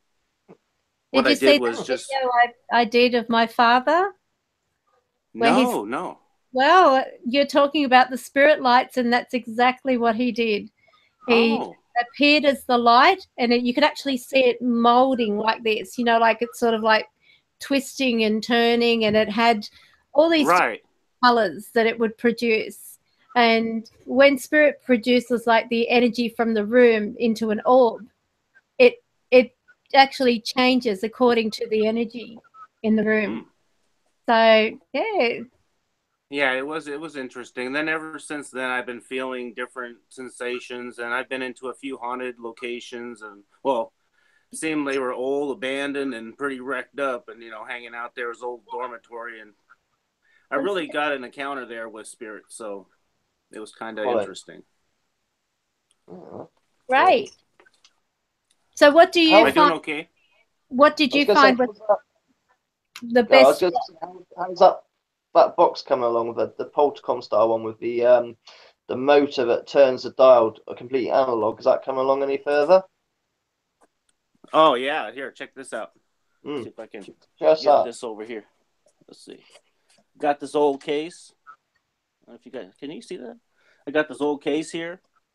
And you can see I can see inside here. Whoops. Oh no, I can see it. Yeah. Yeah. Can you guys see it all? Okay. So anyway, I'm taking this box. I got this. Anyway, it's coming along. It's how Very things are. nice. You know, They're not here. yeah. I order things from out of country, so they take a little while to get in here. So I get here. Right. And sometimes they're broken, or they don't work properly, or I break them. So whereabouts are you Yeah. located? What country? I'm in Washington State in the U.S. Wow. Oh, man, what? The USA. I knew. Yeah, so it's early here. It's 4 or something. Oh. Yeah. So have you got any resident spirits in your home that you've come across? Yeah. When I first got here, the house it's from 47, so the house is kind of old by nature anyway. But yeah, we had a few more that lived here when we first got here, and then they filtered out, and now we have, you know, a few, but they don't really bother too much. Like they hang out downstairs. There's a empty room that no one goes into. They like that room. Seems like a male present in there. And I seem to call him David or Philip because I'm not sure what his name is. It just comes through on both in the sessions like that, you know. Right. So that Yeah. would probably be you feeling that name, you know, would be more comfortable for them. Because sometimes when you're communicating with spirit, and it doesn't matter whether you're a medium or just an average person, that they will communicate with you through, you know, it's like all of a sudden you'll have this idea or this knowing, and you will be able to connect with that on that level. So it's probably their way of telling you telepathically, if you want to put it that way, of what their name is. Yeah. So yeah. don't have to be That medium. room is this downstairs has always been something where, like the bathroom, there's a bathroom. The bathroom we're going under like a lot of construction here because the house was left abandoned for a while. And so anyway, yeah, and it had knob and tube wiring and all that had to go through and new wiring. But anyway, my wife was using the loo or the potty down here, and there's no door on it, right? And then there's a stairway that goes down. Mm-hmm. And so she looks over at the stairway, and there's a guy looking right at her. Oh wow. Yeah. And so she won't come downstairs and you know, because I don't have a door in the restroom yet. I was gonna say, how did she react to that? Did she freak out, or did she take in her stride? Did she like think she just saw something, you know, random? How did she react to that? And, you know, She's cool without going down here or going in the attic. You know, she will do some things downstairs, but she just feels like she's really being watched down here or up in the attic part. The attic is a walk-in attic area. Well, actually, it was polite of them to show themselves. Yeah, right. Because if it was like a bad intentional kind of spirit, it wouldn't show itself. You know, but by showing, I don't feel like she's got anything to worry about if she actually saw them. No, nothing's happened here. It's just like in a dangerous way. It's just you hear names. You'll hear her name. Like somebody will whisper, Diana. It's like, what? You know, and she'll come in here. Did you say my name? Did you say? I'm like, no. And I'm like, oh boy. Yeah, it's interesting. Yeah, it's not my world. Wow. That's great.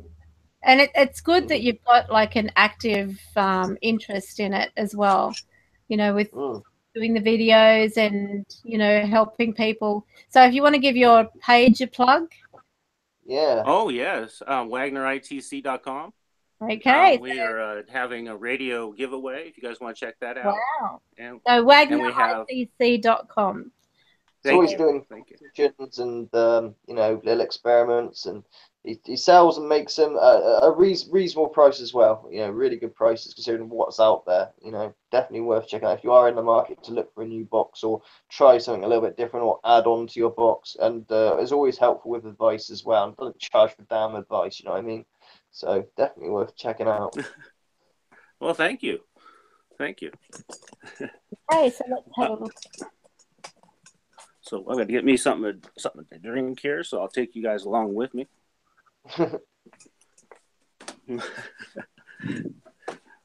What do you got? What time is it there? About noon? It'd be 1:15 in the afternoon. I've got about 15 minutes and I've got to go. But Do you have that the right way? For some reason, it's showing. Yeah, I can tell. It's You You guys showing. have a lot of energy. I can tell. It's early in the morning. You gave me a little energy. Can you see it? what time is it? Yeah, WagnerITC.com. Yeah. There you Yep. go. It's on the screen now. We've got it on the Hey, screen. I seen that. That was awesome. There we go. So go and check out WagnerITC.com. Thank you. And there's a radio Wow, that looks giveaway. nice up there. What time is it where you are, Karen? Anyway, what time is it where you are? Here it is 10:15 in the evening. So it's 1:15 in the afternoon for me, about 4 or 5 a.m. for Wagner. So you see the big difference in time zones between us. Exactly. Yeah, so when I went out to get my water, I was feeling your energy. Anyway, I walked out there. I'm loud. I gotta be quiet. Wake people up. They'll be getting up soon, but Yeah, you have that Receiver second wind. I have those moments where I could be, like- like really tired during the day, and over night time it's like life. I have That's this like- life. Sleep. See, when Irish Steve comes into live streams, he stomps about getting his ice for his thing at 4 in the morning, stomping around his house like shh, Steven, quiet. Well, yeah, get up and make the coffee and all that. Yeah, you make noise, especially in an old house. We have wood floors, and so it's like every step, crack, crack. Huh? Yeah, I do that. We sort of like learn to work out which floorboards are the most creakiest. Yeah. Oh dear. So what else has been happening? Any type of weird encounters lately? No, but the only thing is, are you talking to me or are you talking to anyone? Yeah. Didn't you investigate somewhere, Wagner? You did an investigation not long ago. Or was that my imagination? Oh, I'm starting to go to some theaters in Seattle, some old theaters. Wow. From the 20s. Yeah. They feel like there's a lot of history there, and there's probably some interesting things to hear or see. So why not, right? Good. Yeah, definitely. Yeah. So they offer free. Yeah. They feel like there's a lot of history. And we have Avalon on. Okay. Wow. Yeah. Hello, Avalon. How do I hide myself? Oh. If you get a button there that counts like together. You can press the button. I am not. That's okay. You can press the button and it only shows like a little avatar. There you go. What button? That's it. Oh. Press the screen. Which? Press the screen. And you'll see a camera with a line through it. Hit that one. Oh. There you go. There you go. Is that it? Have you done it? I don't think there you go. Oh, there we are. Yeah, that's a nice photo. That'll do. There you go. You're hidden. So tell me about you, Avalon. What got you interested in the paranormal? Just to make more.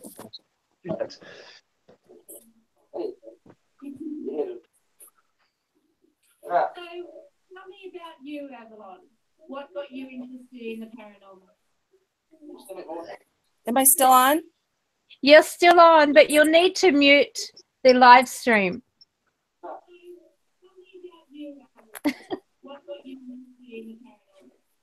There's a lot of feedback. I don't like hearing my voice. But you'll need to mute the live stream. Okay, I don't know what I'm doing, so I'm just gonna end this. All right. Well, thank you for popping by.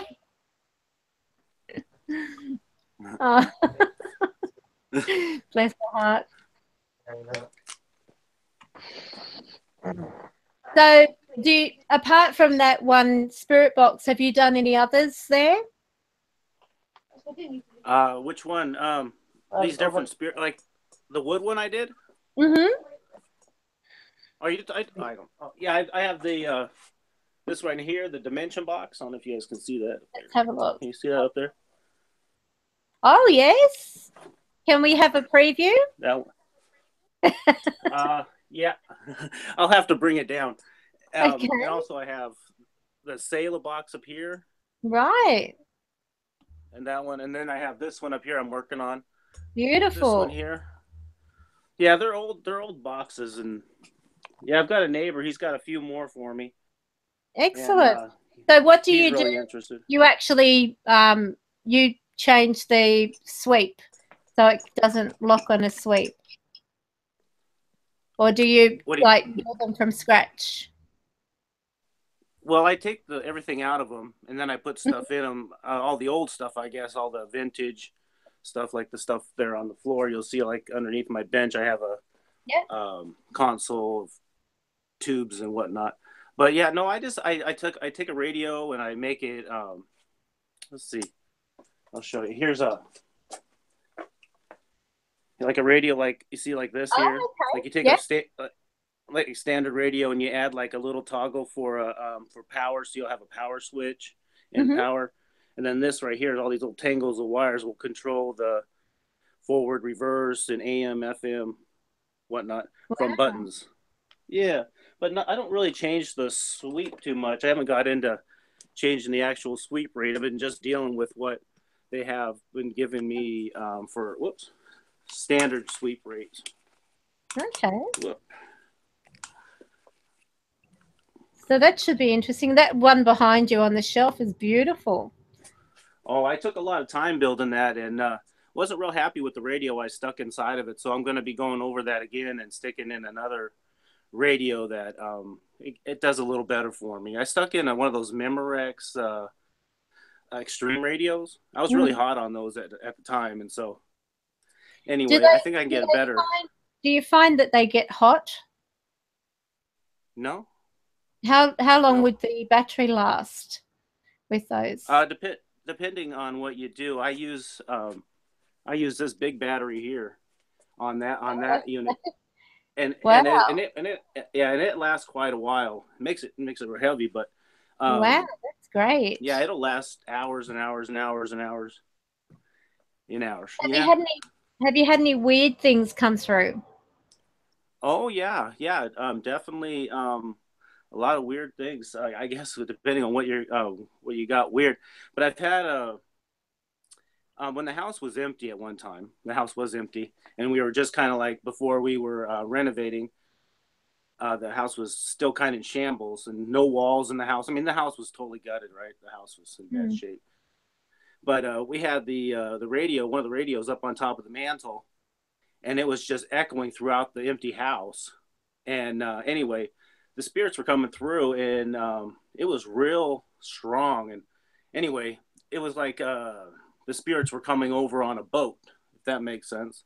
And they made a big horn honk, a big boat sound, went boom, boom, and it just echoed throughout the house. So that was a real interesting. I've heard that before. Time. That horn. Have you heard that? Yeah, it was real interesting coming through the radio like that. I've even heard that as open air speak, that sound. I can't really describe it. What do you call it? Like a boat horn is how you describe it, is it? Yeah, it sounds like a boat horn. Yeah, like wah, wah. I know what you're talking about. Not necessarily a train. It was more of a boat. Yeah. No, it sounds like it comes from hell almost. This is a really weird noise, but I know what you're on about. Yeah. I just want to show something here. Bear with me for a second. I'm going to, because there was, see if that works. Oh, yes, it works. So I just wanted to show something because when I was doing a review on the live Ghost Box Plus by Steve Holte, this is streamed from my radio, so my mobile to the computer. But I want to show you that I actually found out what I was supposed to do here was scroll up. See, silly Karen?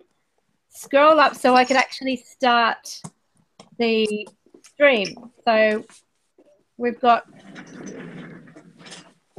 this one. This is a reverse speech. I'm going to ask if any spirits present. Would you please just say hello through this? I think I need to switch it over on my... There we go. Could you please say hello?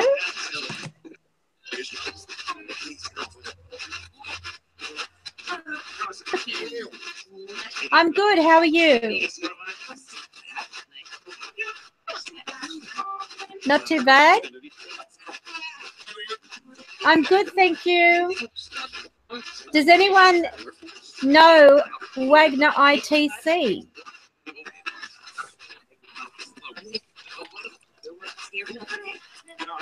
You're a spirit. Do you know WagnerITC? Can you say WagnerITC, spirit?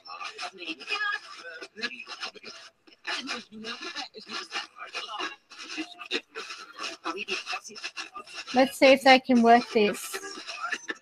Can you say WagnerITC through this, please?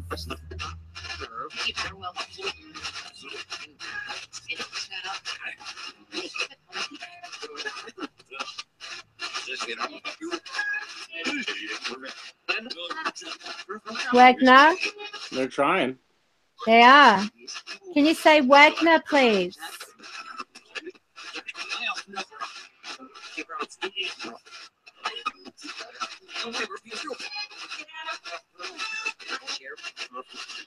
Well, that's getting better.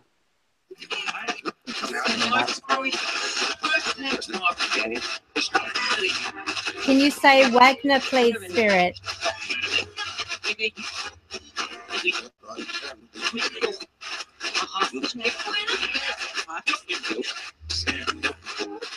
I need you to say Wagner.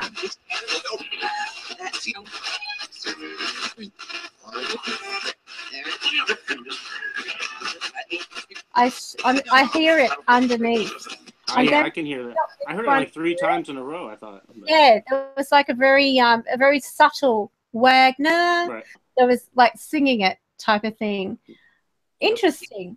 So this particular random image thing that you can get with this, you can actually use it as a way of asking spirit to say what is being shown on the display. So I did not think to scroll up. And this is the word one. And again, it is a scroll up. You can choose one of the 3 spirit boxes that are going. So my boo-boo was doing that. And then we've got this random question. So is there anyone there that would like to communicate with me today? That's, yeah, I guess, are we living in a virtual reality? Let's have a listen to that, huh? Just out of interest, I will click on this one, stream 1. Okay, spirit, are we living in a virtual reality?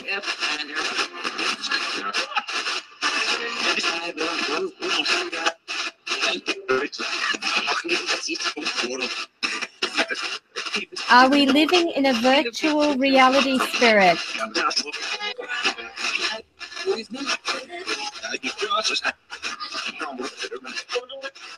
Can you give me a yes or a no?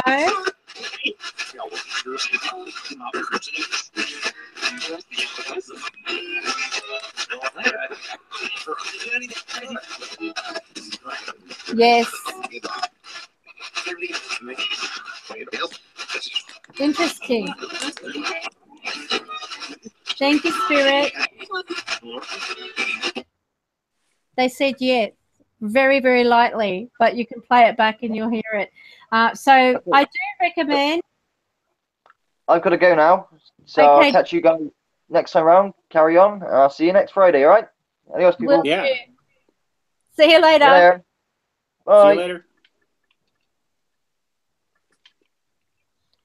Yes, so that I have to. Oh, well, we've got extra players here. Chat room, helpful tips. Win a ghost box. Then we've got about Steve, videos, private readings. Mm. And that's with schedule a private live ghost box phone session with Steve Holte. So this is great. I didn't even know this. So I have to put it in this video because of the fact that when I realized, I mean, what you pay, it's only like $14, $15. And when you think about, you've got live spirit boxes right in front of you, and you can see the service status. And this actually shows what spirit boxes are there. They're all So is he online. running this all off his server? Yeah, it's all run through Shoutcast. It's all hit. Oh, okay. That's brilliant, and a really smart. Yeah, it is. Yeah, it is. It's brilliant. So I really do want to get Steve Holte on to talk about this at any possible time. Hopefully, let me just go turn it off. So yeah, if that could be done, that would be great, and at least get some of you guys together who do these things to have a discussion about, you know, possibly, I don't know, coming up with an idea that's united, so to speak. Who knows? Anything's possible. But just to know, like, where you all came from in relation to the interest in the paranormal, because when you think about it, everyone who has an interest in the paranormal has had some type of experience. They've had something that has made them question, is there life after this one? And it's not just always losing somebody. You know, a lot of times they've had some experiences they can't explain. There's nothing that they can physically associate it with. They may not be doing drugs, they may not be drinking, and then they've got this weird experience. They question their sanity. And I've had yeah, I've had a lot of people who have actually said, am I going crazy? I could have sworn someone was touching me and there was no one there. I could have sworn I felt someone touch my hair or pull my hair or tug on my top. You know, these are signs from spirit that is around you. And you don't have to have an old home for it to be haunted. You can have a home that is just built, and whatever it is drawing in those spirit energies. It may be the location. It may be that you're on an energy well. You know, that's a prime candidate when you've got a lot of spirit activity. It's the energy well. Because if you think about the world, we have these ley lines that cover the world's, you know, the whole Earth's surface, even under the water and everything. And these ley lines, they are producing a lot of energy. So if you think about when you're dowsing for water and stuff like that, the ley lines are what are helping you. It's not just spirit, it's ley lines. And then when they join, you've got an energy well. And that well is often where you get portals, you know, where the spirits come through. And a lot of times it's to do with like reflective things. So if you've got lots of mirrors or, you know, pictures in your home or anything that's reflective of the surface, you could just have like a picture frame, you know, and that could be a trigger for activity. You could have like a polished metal, you know, statue, something that is going to be reflective and mirror-like, and they will come through. And it's amazing when you see how many orbs actually come off glass. You know, if you've ever done any video or looking in the infrared or full spectrum light, and you see an orb come off a glass or enter a glass, and they actually make a tapping sound as they do it, that's when you know you've actually got a real spirit orb, because they make tapping noises when they enter things. I actually have a video showing the orb activity, and one went through a table, a glass table, into the metal leg, and you could hear it hit the leg as it went through the table. It's amazing. That does sound amazing. I've not heard of that before, where they make that noise. So that is just, oh yeah, yeah, that is interesting. So I'll see if I can. I've heard a noise, but anyway, go ahead. Sorry. No, you go on. Tell me about yours. Well, I've heard the noise before, but I've just associated with maybe a click or something, and then you would see an orb. But I never associate like you're doing, and that's great. I mean, putting that together. So I'll show you. I'll see if I can show you the video, so you can. Okay. Have you actually captured any of the orbs that are in your place? Yeah, I have a video, a few videos, but I'm not real good on capturing orbs, I guess. But they were okay. But yeah, I don't know. You get that controversy of dust, bug, yeah, and that's why like it's important to distinguish the difference between dust and actual orbs. I'll see if I can share this one with you. Let's give a. Yeah, this might. Yeah, it's actually working. Can you believe it? All right, so I'll just put that on large screen. Here we go. So you can actually see this. So orbs.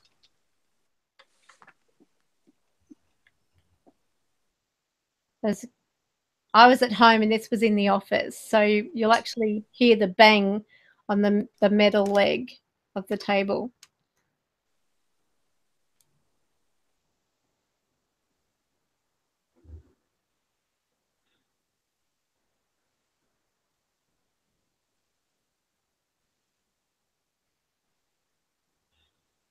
I don't know whether you can hear that. Could you hear that? Not really. No, it's very low. Let me see if I can turn that up.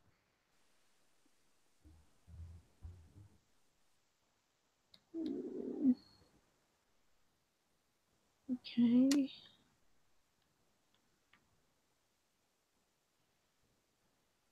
Oh, there we go. That might help.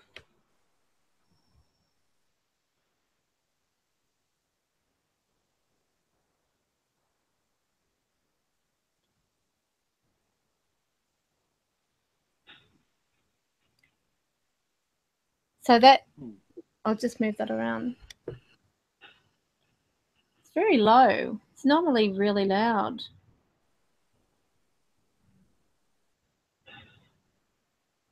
Did you hear it?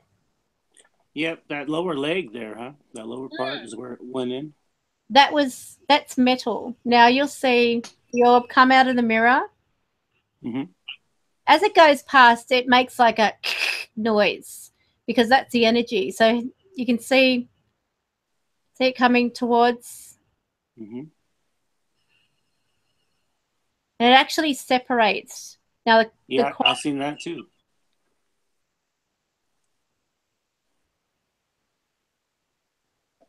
Now, given the fact that this office was not used for a couple of days and you've got all this activity, so this is where I was doing my readings face to face.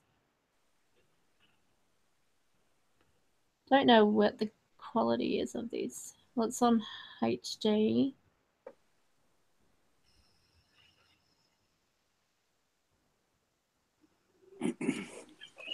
A little dark. Oh, this one says shut up.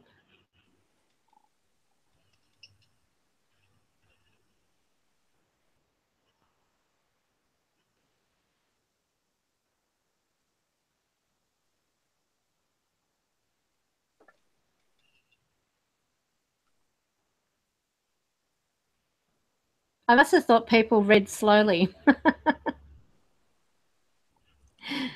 Some do.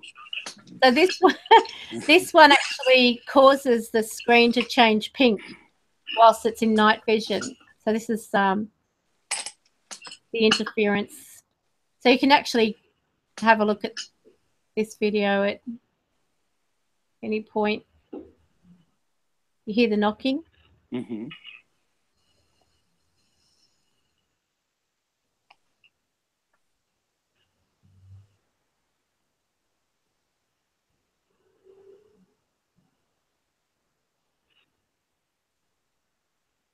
Why did it turn pink?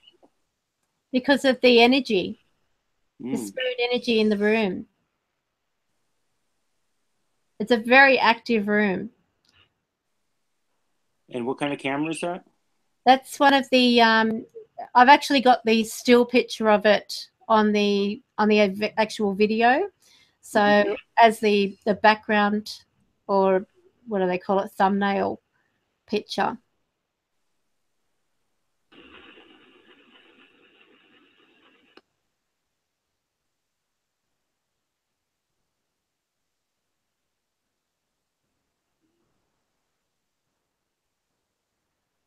Very hard to hear here. So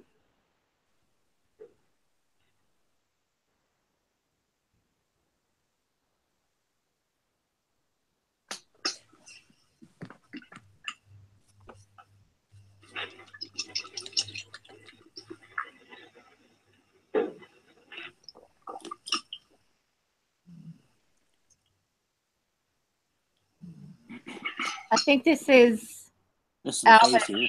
Yeah, so you can pretty much see really faint. Yeah, I can see dark eye sockets around just the head, right? Yeah. Huh.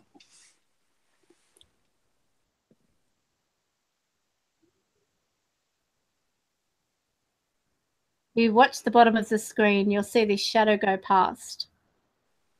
See that? Oh, I missed it. Sorry, I was looking at something else.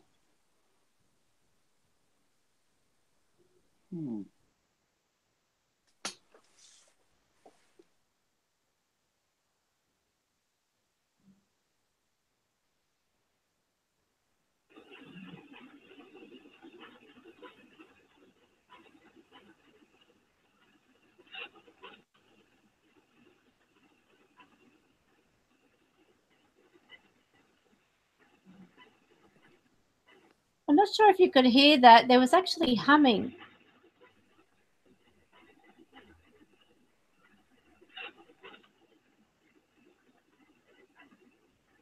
Is that a radio? No, that's my office spirit, Albert. And it was actually picking up on the energy in that room. I was viewing it from my mobile phone. So I could actually check the office from another location. So that was the good thing about it, you know, because I could just, you know, be outside or in the car or somewhere else and just put on the app and have a look and see how the office is, if there's any activity, if there's any, you know. I actually caught a really good video where they were locking my PA out. She was wanting to get out of the office, and they wouldn't let her out. She was turning and pushing the door and everything, and then they wouldn't let her out. Oh, wow. Yeah. Wow. So it was because she didn't say hello. Hmm. So I said to her, you've got to say hello to Albert when you go in. And she didn't say hello to him. So he locked her in. And just before she went over to the door, you see this orb move away from the door.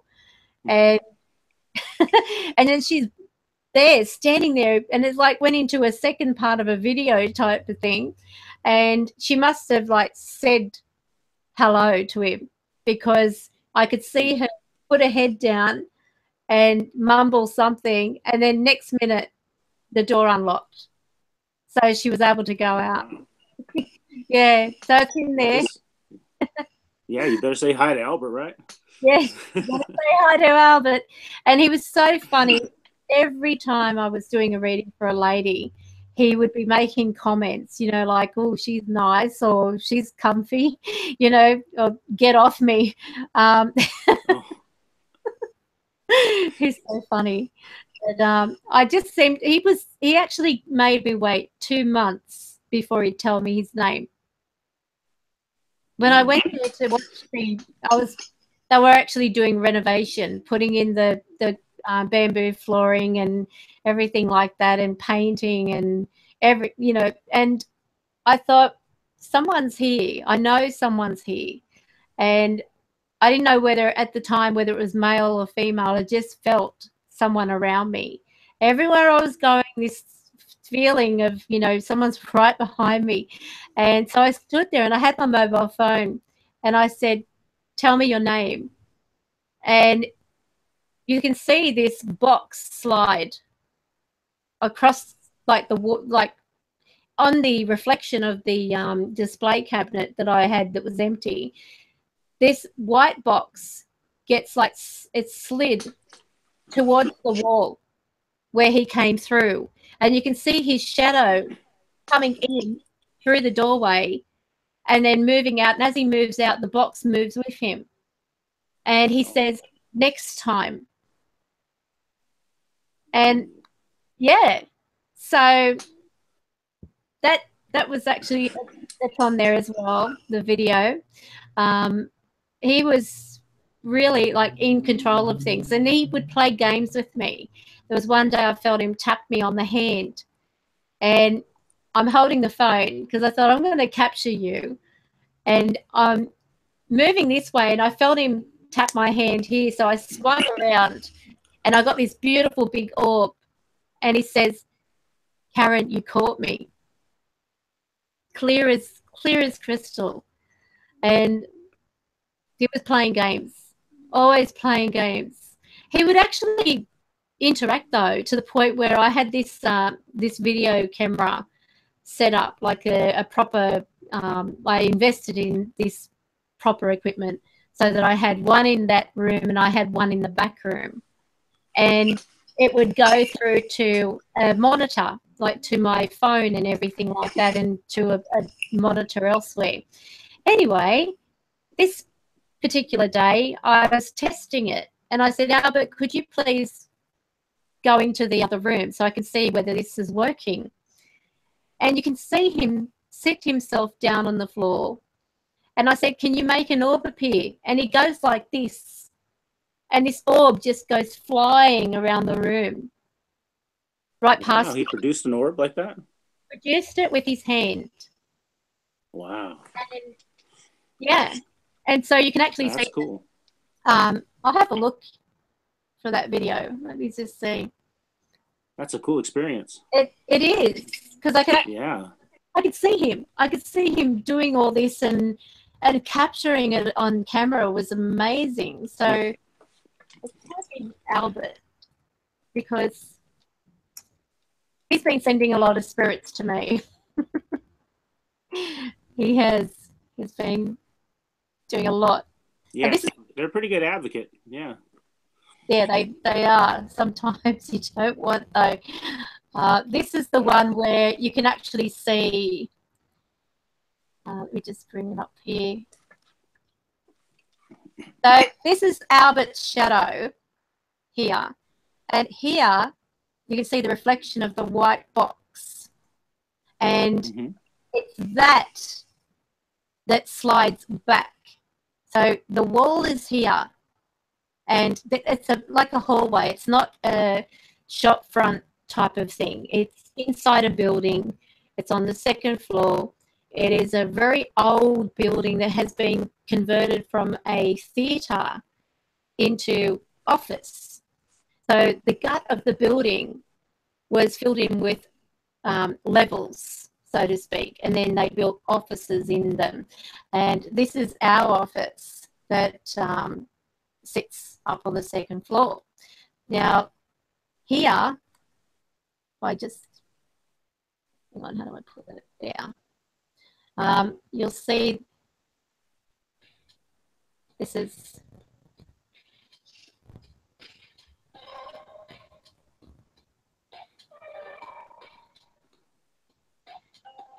I don't know why the sound is so low. It's very low.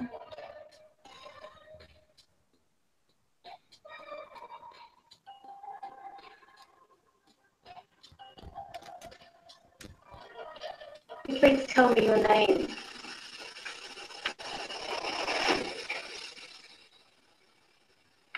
Next time. So you'll see. Please tell me your name.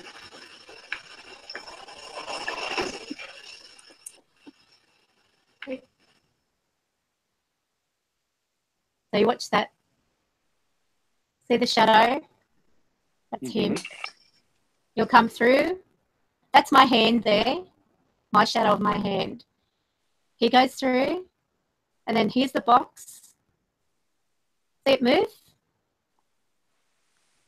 So I'll do it again here. Where is it? Please tell me your name.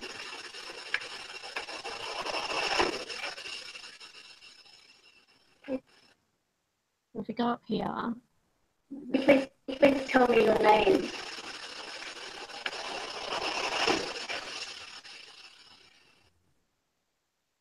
Two weeks later.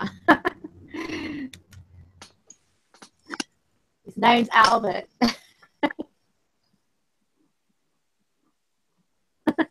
So he actually told me his name. It was amazing with Albert. And where's that one?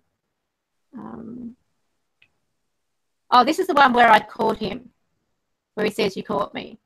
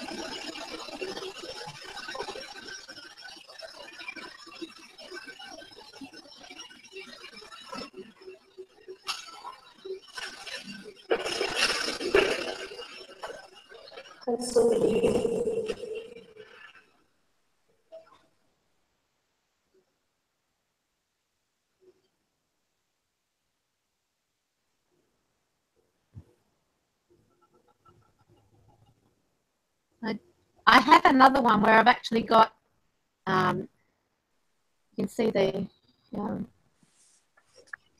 very hard with this thing in the way. I don't know whether you can see that. There's like a,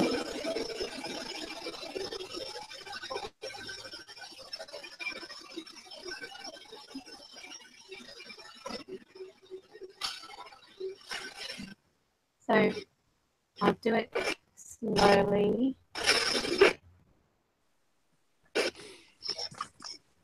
And the orb was right there and it just flew up. You can hear him. Yeah, it was fast. Yeah, I've seen that.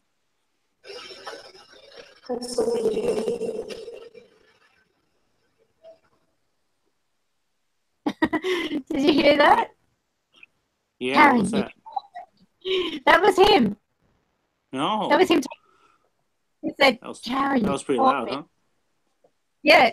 So if you want to watch that, it's called You Caught Me.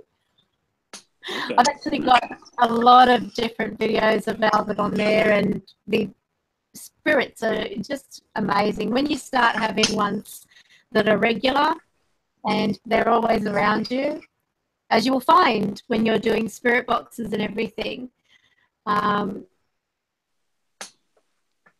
So it's the volume of the video right up. Yes, it was actually. I think it might be because with you having your volume open, it might be like taking more of the noise away. I don't know. Like if you might have to mute your mic whenever there's a video playing in the live stream. I don't know. Oh. Yeah. I have my headphones on. Oh, but your mic is open.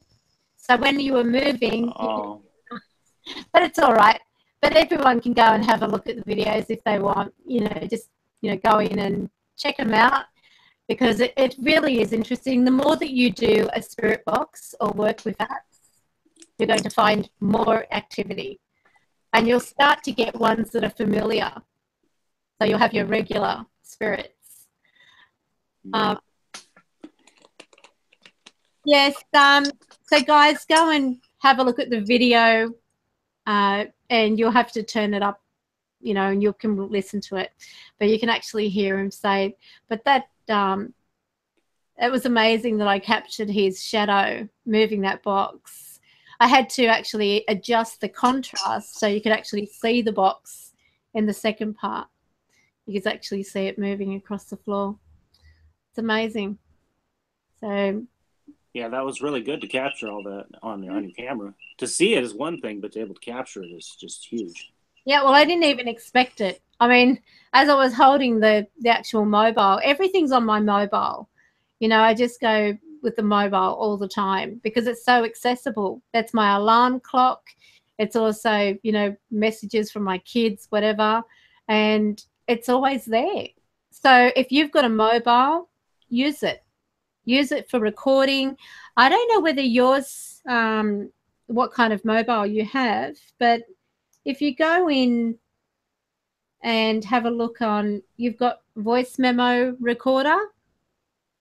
That's a really, really good built-in app to use.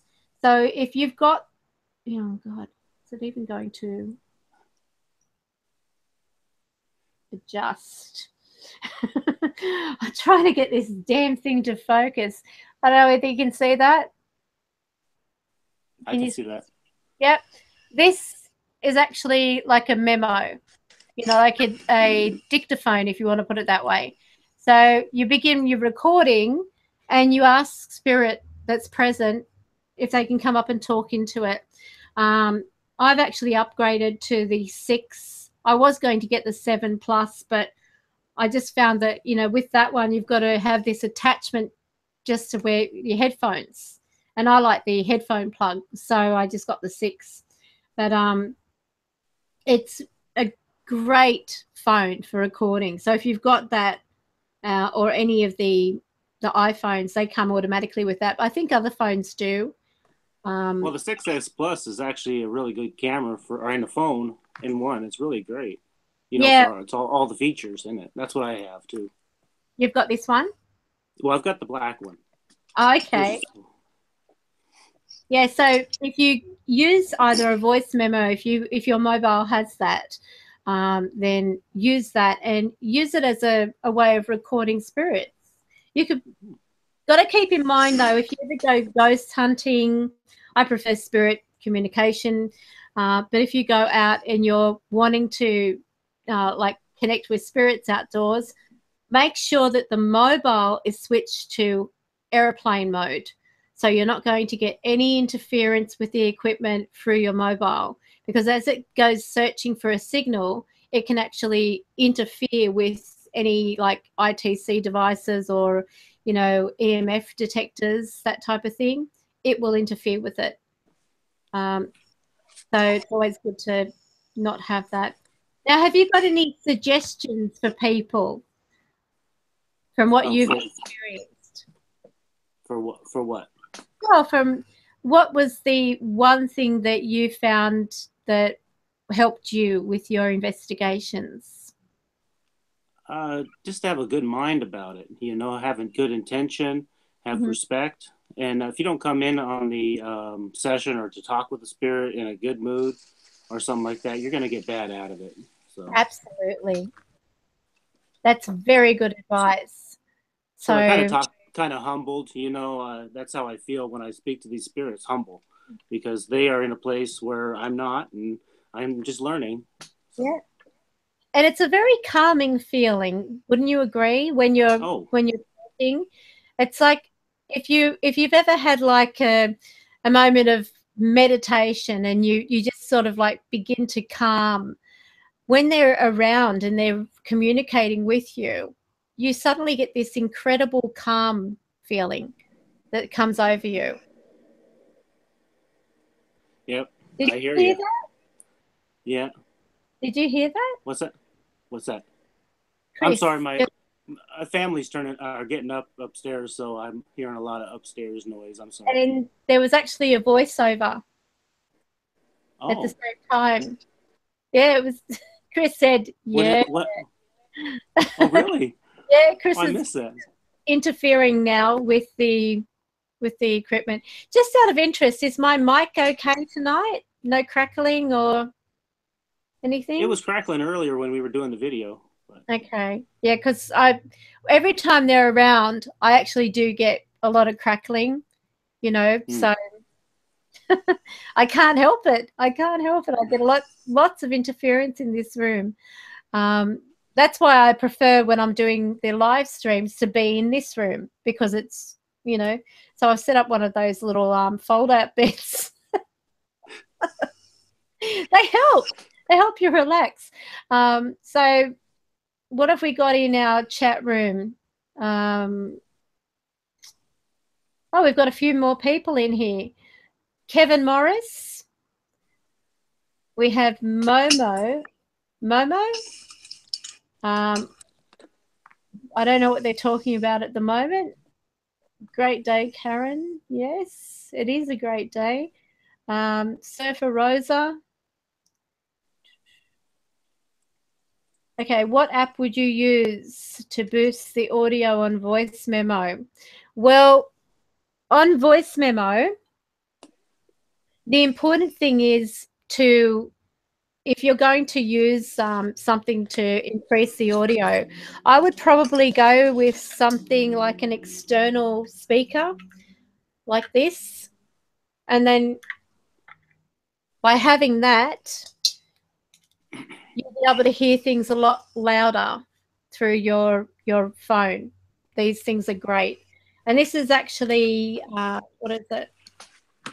It's called an Altec. So I'll see if I can get that name on there. Altec. That is a really good speaker. The only problem with it is it is a set sound. It doesn't have a volume control, a little light that comes on to say that it's on.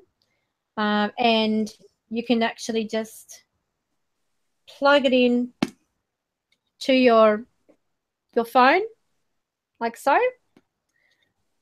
And say, for example, we want, let me see. I'll just see if I've got anything that I can let you hear.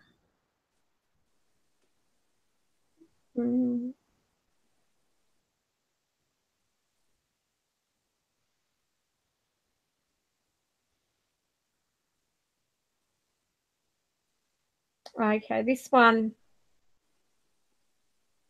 I'll turn up the volume, let you hear this. They say I died. So I'll just put that there.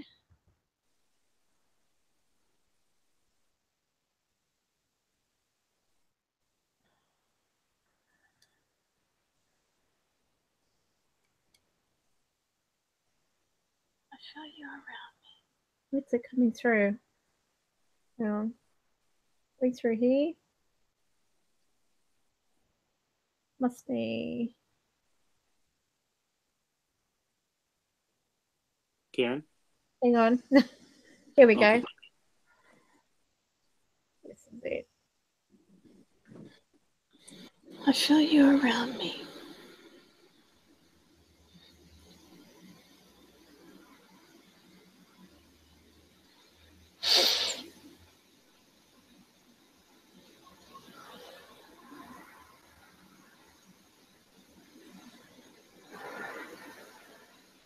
Very light.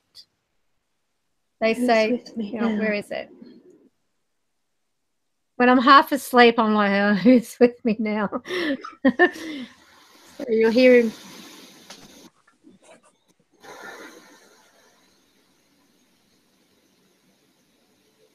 Okay, it went past it.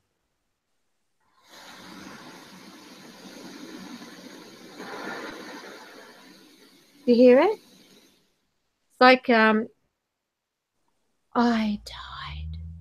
Really. It's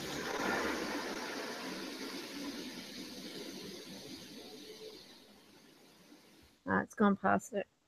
So that's EVP. With EVP, you're going to, like, a lot of people say, oh, I can't hear it. And even if they've got it like really loud and everything like that, headphones on, they say, I can't hear it. And they seem to expect that it's going to be like a spirit box with EVP. Now, there are some EVPs that are like, you know, the spirit box type of thing where they're really loud, but then you've got ones that are mostly like a whisper. It's like a, you know, like that time there was this spirit that said, it actually touched my hair, and I was at a cemetery and it was about 1 o'clock in the morning. I was on my own, no torch, nothing, just the camera and the full spectrum. And I said, is anyone here? Anyone going to come up and talk to me? And someone went like that to my hair, and I felt them. And I said, I put the camera down. I said, who just touched me? And this male comes across saying, sorry about that. Really, really loud. But he was he was feeling my hair. So yeah, you've got to be careful if they're touching your hair. So I'll show you the, hang on, I'll try and get the audio if I can. I got to take off, actually. You got to go? Yeah. Yeah. Okay. I do appreciate you having me on. Yeah, awesome. Welcome. Well, we'll have to get together once you've finished the box so you can play it. Oh, yeah, definitely. Do a bit of a connection with spirits through the box and everything. So everyone look forward to that. Don't forget, go to WagnerITC.com and you can actually have a look at his radios. And are you doing any apps just out of interest? No, I don't do any apps. Okay, so no apps, but you can win a spirit box. So how good is that? So check it out. I'm going to check it out as well. So I'll give it a plug as well on my page. Thank you. You have a good day. You too. Take care. Oh, a good night, I guess now. Yeah. But I'm an hour off turning into a pumpkin. See you later. Bye. Okay, so everybody go and check out WagnerITC.com. Here we go. So it's actually been a good night. Sorry, I really didn't have anything to, you know, planned to talk about. I want to talk about, though, that that skin condition, and I want to really bring it into a conversation that, you know, where the skin has, you know, people can write on their skin and it raises. It's sort of like a dermatitis thing. I can't remember the name. Oh, I've got fog brain today. But it is really fascinating when you look into it and you have a look at so many people in other cultures, especially those that are really, they have this thing about if there's like a mark or something, they start going into a frenzy. They start, you know, trying to drive out the demon and everything like that. But it's a skin condition. So you've got to be careful. There are some people who are more prone to, you know, they could like scratch themselves very gently and their skin will raise. And if you're in a location where you might get things under your nails, just, you know, be careful. Watch what you're doing. Important thing too is look for snakes. Learned that the hard way. I went out to a cemetery one night, and thank you for those that are having to leave but joined the chat room. I went out to a cemetery one night and sat down, and I put my hand on the ground and felt something move over it. And I thought, okay, first instinct is that felt really rubbery. So I decided to use the light of my mobile. Then I look over and there was a snake, a diamondback, just curled up, looking at me with his tongue coming out. And I thought, okay, if you leave me alone, I'm going to leave you alone. And can you believe it? That snake stayed there the whole time, didn't come over to me, you know, just stayed there. And it was like looking at me. And I'm terrified of snakes, but I had this incredible calmness. Whenever I go into a cemetery, and I don't know about anyone else, I feel calm. But I get so disorientated, especially when you've got like lots of spirits around. But it is a beautiful feeling. It'd be interesting if anyone wants to pop on really quickly. I'll spend another half hour online and then I'll go because I think it's long enough anyway. But if anyone wants to come on and talk about their experiences or how they feel being in a cemetery, you know, like visiting, whether it's visiting relatives or actually doing any type of spirit box session or spirit app session, if you will, I'll put the link there and just click on it. You can join me. You can talk about how that makes you feel. You can talk about what got you interested, how, you know, how long you've been doing the interest in spirit box communication and spirit app and so on. And what is your preference? Do you like EVP? Do you like spirit box? Do you like spirit apps? What do you find is the most effective way of making contact? Because everyone has different ways. I have my own method. And of course, I suss out the spirits that come through. And you have to, especially when you're the one making the contact first. So when you reach out to any type of spirit, and that means you're making the initiation, the contact. If you are actually doing that and you're instigating the contact, then spirit will actually come through. But you've got to be sort of like aware of what you're inviting. Have an open mind, but first I usually say, can I have the spirits that are present, meaning those that are currently in the room with me? What have we got here? You've never had any experiences in a cemetery?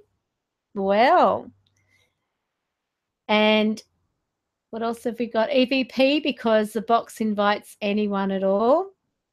That's right. And the boxes are great, but use them wisely. And that's even, speaking of which, I think about people who are recently, I've been following a page on Facebook, and a lot of them have been freaking out about Ouija boards. Now, personally, Ouija boards are not bad. It's the user that is bad. If you go in with that intent of having something bad come through, and you've got, you know, that fear, if you want to put it that way, that fear, if you're fearing doing any type of communication, whether it be spirit box, whether it be spirit app or what have you, if you have a fear, don't do it, because that fear is your weakness. And that's what can also lure to you any type of spirit that can, you know, either attach itself or come into your realm or your location. What have we got here? I saw a face next to you earlier, Karen. Okay, so it could be one of the resident spirits. I've had them around me. Sometimes they'll appear. I actually, during the live stream, I don't know whether it showed, but I actually had an orb come through and move right past me. But I don't know whether I was on camera at the time because I wasn't looking. I was just, you know, glancing over at the comments and everything. I've been terrified by paranormal activity my whole life, but when I try and communicate, nothing ever comes through. I need to know why they scare me and have been my whole life. And that's from Avalon Decker. Well, firstly, everyone's different, Avalon, and from what spirits tell me, we all have a light. And if you think about, you know, you don't really need to go telling spirits they've got to go into the light. The problem is we all have this light that spirits say is emitting from us, like from the top of our head. So you can imagine how many lights spirit will be seeing moving around, and they may be drawn to that particular light. Now, if you're feeling terrified by the paranormal, there could be a possibility, Avalon, that this may be something from a previous life. If you've been in this world before and you've had a bad encounter, and or you've had, you know, a lot of paranormal activity, then you can actually take that into your next life if you believe in reincarnation. And from what spirits say, we don't completely reincarnate. It's interesting the way they describe it, and I have actually spoken about this before, but basically what they say to me is that as a woman is pregnant, for example, and then we have the quickening, which is when the baby begins to move and the heart beats and so on. That is the quickening. So as the spirit is coming down to enter that body, which initially has no soul, it can cross paths with another spirit. And if you think about spirit made up of energy, energy is like tiny, tiny little particles, molecules, if you want to put it that way, and they cross with one another. So technically there's a portion, a tiny portion, or a blueprint, if you will, of a memory that is taken, or there may be something like a characteristic or what have you, taken as it crosses another spirit into that baby. Now, this baby may suddenly do things that are completely out of line with that particular upbringing. They may be, say, for example, born into a culture that don't believe in Jesus, and all of a sudden this baby is talking about Jesus and, you know, stuff like that. Those types of things are parts of a memory of another spirit, or an opinion, or a part of the personality that they have inherited. And it is really interesting when you really look into it, and they talk, like if you've even tried, and I do encourage it, because there are so many different things that you can ask spirit, and they will help you. If you are sincere and you really, really want to know, then no, energy cannot get lost. What's this? Do you think it's random? What's random? I don't follow. Hang on. That's why I wouldn't. I do want to hear if spirit is trying to communicate in my immediate area, though. I feel bad if someone was talking and I can't hear. And that statement there, Surfer Rosa, is one of the things that spirits they speak about in relation to never walk up to anyone in the street and just begin telling them that there is a loved one around them, because one, they see that as ego seeking, and two, that spirit may be actually around a person because they're there to help them heal in some way. If they have had a hard time in their life, that spirit may be with them in order to help them get through that difficult patch. And it may be as a result also of that spirit passing. So that's why you don't ever, you know, like even mediums should not walk up to a person, you know, who has not approached them and begin telling them that they've got someone around them, because it could do damage. It could do damage to their psyche, their whole concept. Basically, they may be happy at first, but then the mind starts thinking, as you know. And that particular comment, I would feel bad if someone was talking and I can't hear. Imagine what that would do to a person if you walk up and say, your mother's around you and she's saying how proud she is of you, blah, blah, blah. And that person's been missing like crazy, their mother. And then all of a sudden they begin having that play on their mind. How long has she been around me? What has she been saying to me? How rude I feel that I've been, being spoken to, and this, I'm not even replying, and so that can torment a person. So spirits say never do that. What have we got? Other questions in here? Why would a spirit scare a child, or is it demons or demonic? And that's from Momo. Well, there are some things that, sometimes, just like there are spirits, just like there are people that play games like peekaboo or do things, to sort of rival somebody and get them, scared or whatever. There are spirits that do that as well. Sometimes they will do it because they can. They have more of a opportunity that if they want to manifest, they can at will. It's incredible. I mean, can you imagine being in a situation where you could be thinking of somebody and suddenly you're there? You could be wanting to appear and suddenly you can. And if you don't want to appear, you can just disappear. It's like, that's how spirit is, basically, because their energy, they can do anything they want. You will have ones that aren't necessarily demonic. I personally believe that because there's so many nasty people in the world, that a lot of these so-called demons are inside people. Because how can a person, for example, kill an animal or another human being without any conscience? That would have to be, in my eyes, a demon.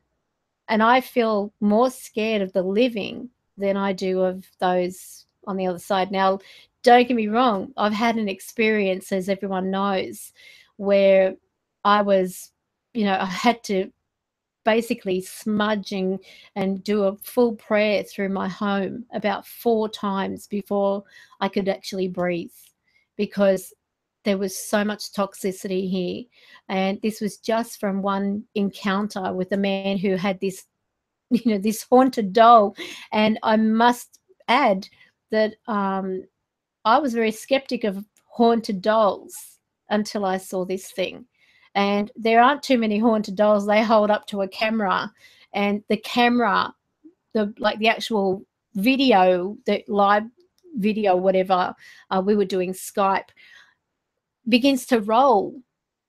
I mean, how is that even possible? What type of energy gives off that much that it causes the screen to roll?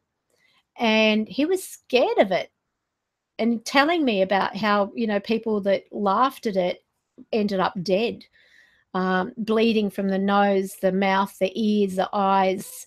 And he said that it has its own bed, it has its own bedroom, it is woken up, it is dressed, it is bathed, just wiped over type of thing, not completely submerged, but, it's treated like a person, a living person. And that doll was over 80 years.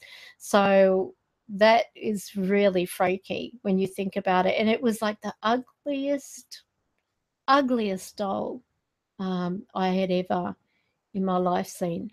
It wasn't pretty. It wasn't, something you could give a child and they'd want to instantly hug. It was really, really bad. And I was terrified to even get off that live stream that night, because I thought they're going to get me. And I'm not usually a scared person, but yes, spirits, I mean, they can scare children. Sometimes they may just scare them unintentionally.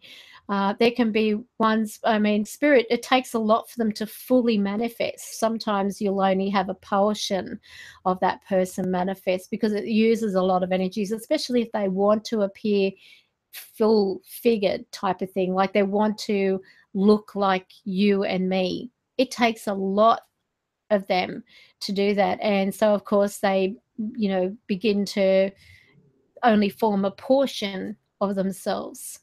What else have we got here? Do you think children who have imaginary friends are seeing spirits? Well, I do. I've been there. I've been one of those children. All my life, I kept seeing Suella, who was my guide, and she was always standing back until I was about 11. And then I waved to her because there was always this woman around.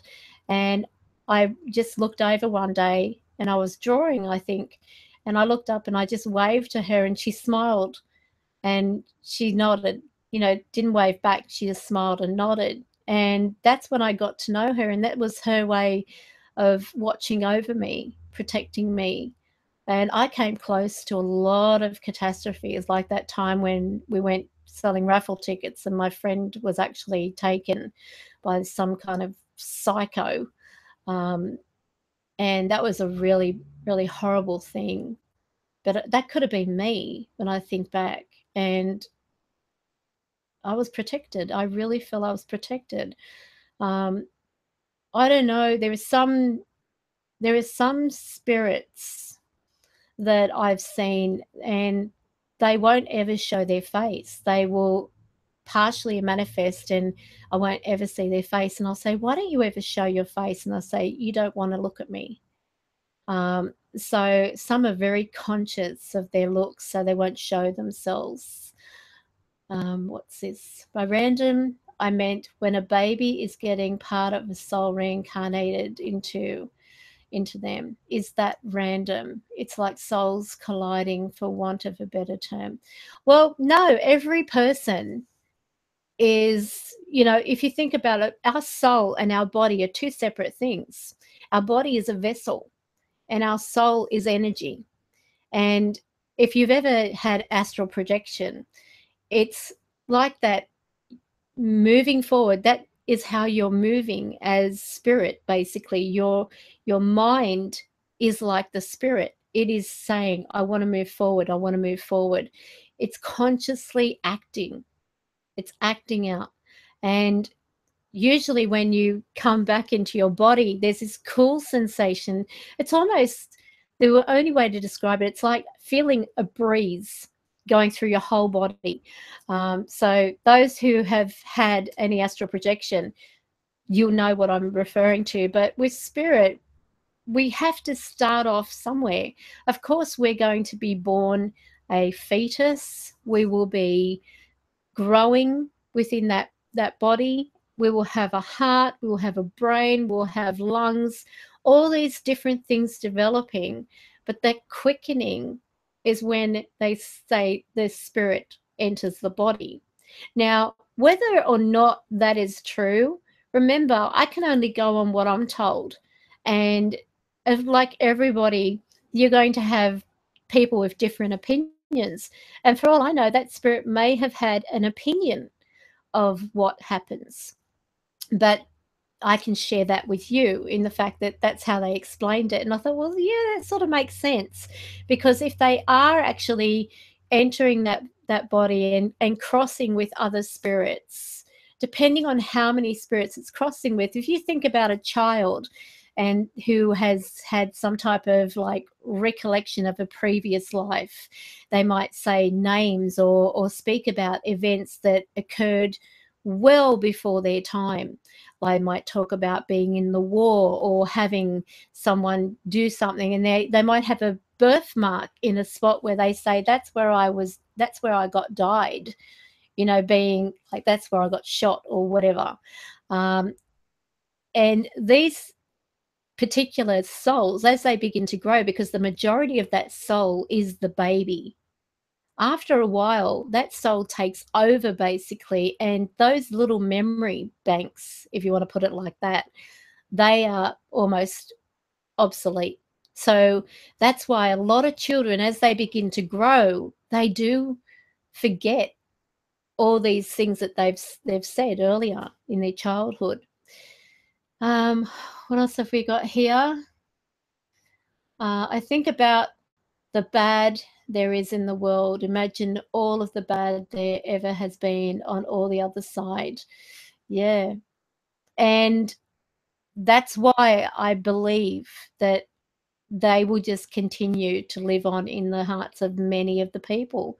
I mean, the incredible thing is, you look at these people that they just snap and they go on a killing spree. They just are like, there's no conscience.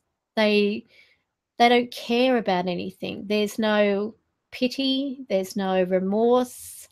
There's nothing. They just want to kill. And those ones that can take an animal and do horrible things to it without feeling. I mean, I saw this this image, which I can never get out of my head after seeing it, of that. I don't know whether anyone has seen it. I think it's absolutely disgusting, where they had a dog. This is in another country where they eat dogs and cats and everything. And this dog was bound, like its legs were bound. Its, you know, its mouth was all taped up or wire wrapped around its jaw. And they were using a blowtorch on this animal and just looking at its eyes, you know. And the worst thing about it is the second image showed the dog deceased, obviously, completely hairless, because they had blowtorched it. They cooked it basically with this blowtorch. And there's this little child beside it. Obviously, it was her pet, crying her eyes out. And my heart broke. I'm thinking to myself, how can anyone do that? That child has more compassion for that animal than the adults. So when you think about how cruel this world is, I think my daughter's right in the fact that, you know, why would she want to bring a baby into this world? When you think about how sadistic some people are, you know, like you hear of these horrible murders of children and everything. And I mean, I hate to talk about it, but it's what's happening in the world. You know, the little boy, William Terrell, who was, 2 or 3 years old, dressed up like Spider-Man and taken from his grandmother's place. Never found. And I asked Spirit, is William Terrell still alive? And the words I got back, and this was like a month after his disappearance, they said he's shark bait. And I thought, oh my God. And yet they still haven't found him.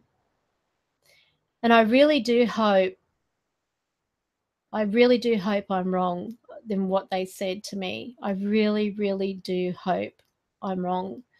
I would hate to think that a little boy, I mean, it's so sad because every year they celebrate his birthday and people share photos of him, his sweet little thing. And then you've got all these other children that have been taken and kidnapped, and God knows what's happening to them. Are they being used as, you know, child sex slaves? Are they, I mean, who could do that? Who honestly in the right of their mind could take a child and do some of these horrible things, even like these people that think it's okay to be a pedophile? I mean, seriously? You know, I'm glad I'm not like a prime minister or a president or anything like that, because I would issue the death penalty.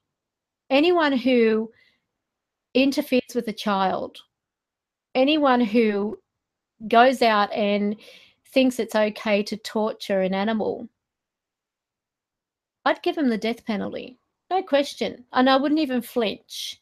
And I just think, you know, this world is really screwed up. So, like, I keep to myself a lot. You know, I don't mingle with a lot of people for obvious reasons. I mean, there are some things you just don't want to know about.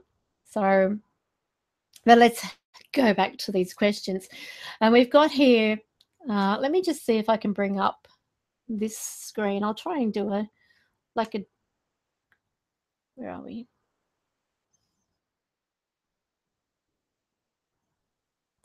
Try and find this. Bear with me. Okay. So I'll bring up that, and I'll do try and do a double screen so we can see. Okay. Oh, all right. So this isn't going to work. I'll try. Give me a second, folks. Give me a second. I'll try and do that. Okay, here is the chat room. Okay, so in the chat room,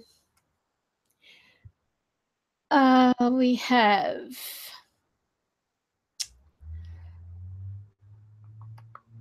where does that level of evil come from? Well, that's a really good question, because even I don't know.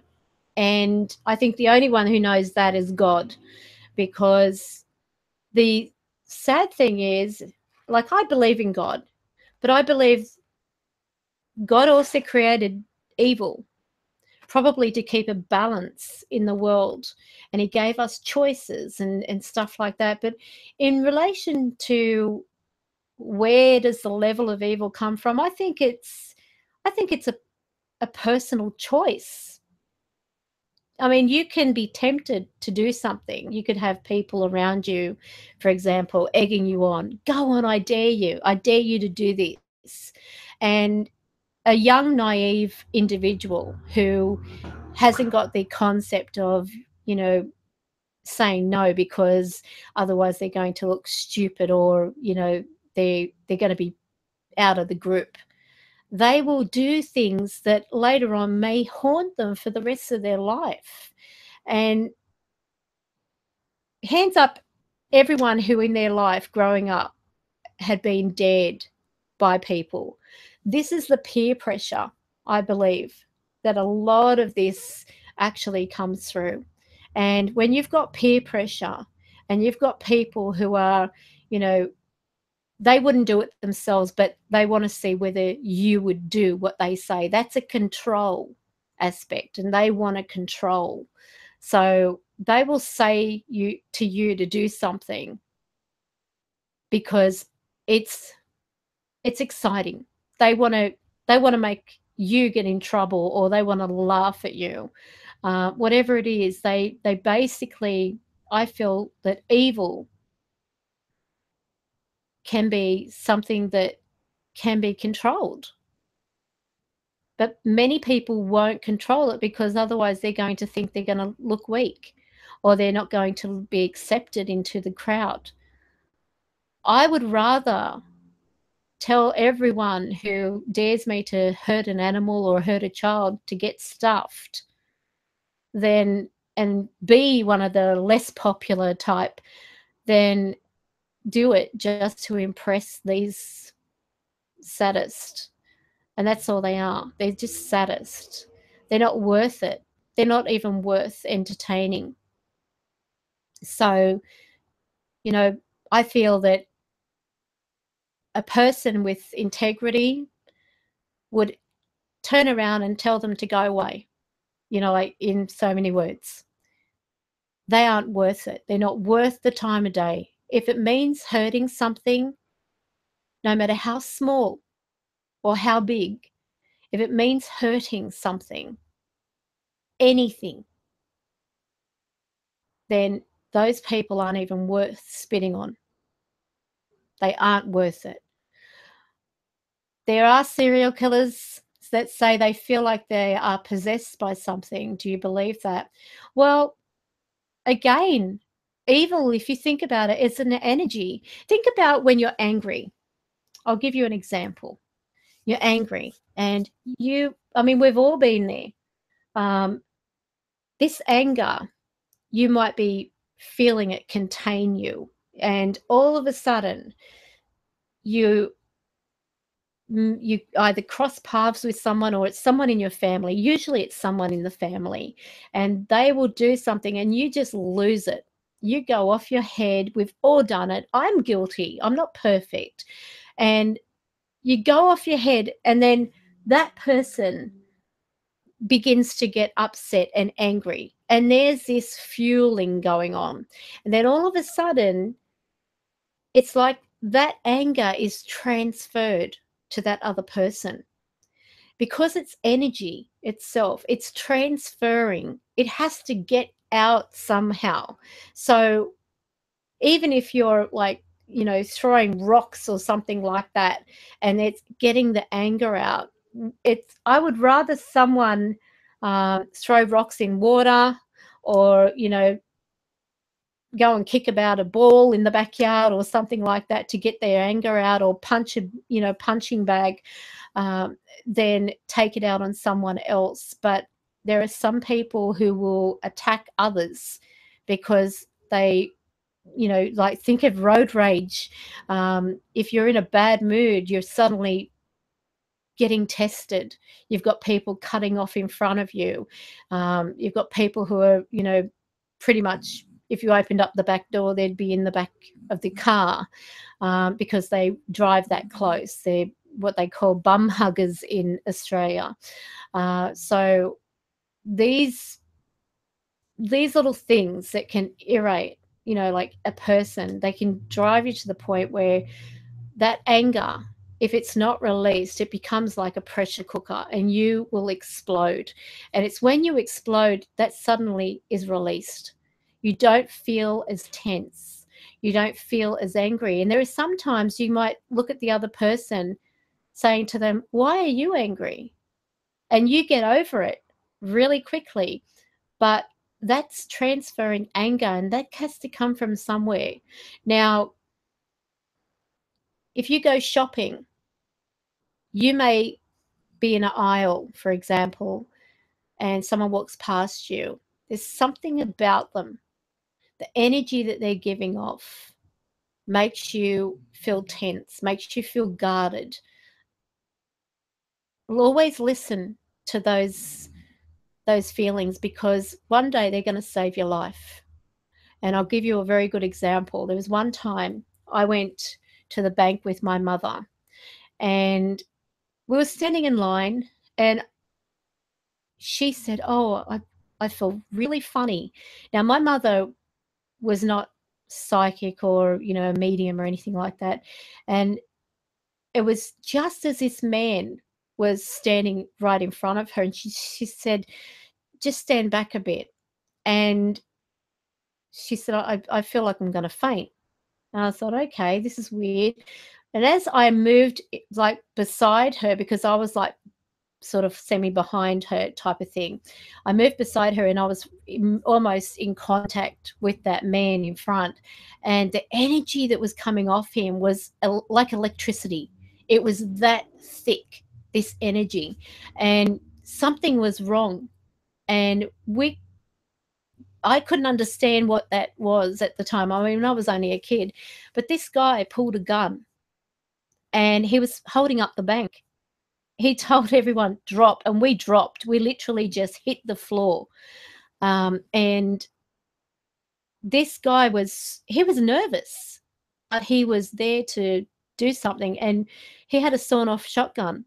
Now, we could have been shot, but this was the thing. Listen to that. If you get a funny feeling that, it's not saying this is going to happen to you, hopefully it won't, but if you've ever had this feeling that you don't feel safe, then go somewhere where you will feel safe. if you're outside, for example, and it's dark and you get this sudden feeling of nervousness come over you, go somewhere where it's going to be safe. Start walking towards the light. Walk around where there's a lot of people. Don't be on your own, because it could just be that you're being sussed out by somebody. You know, you've got to listen to that voice. Everyone has that instinct. And this is one good thing that we've all been born with. We've all got that inner voice. We all have a higher self. And as I mentioned, one day that could save your life.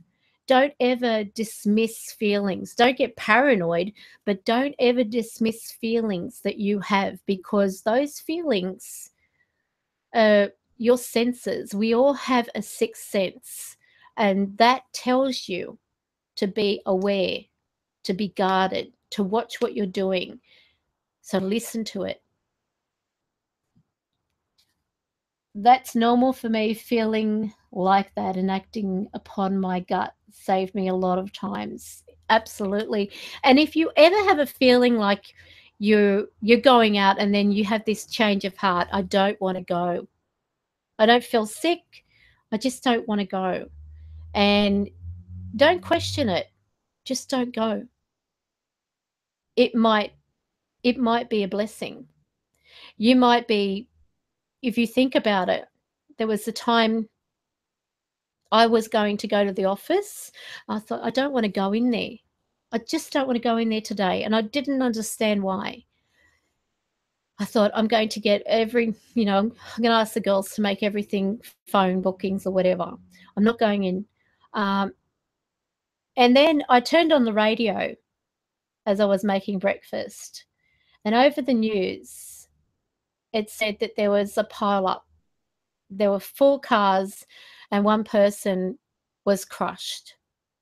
The car that they were in basically was similar to mine, because they actually then later at that particular time were discussing the vehicles and, like the safety of them, and, and I thought that could have been me, because it was around the time that I would have gone.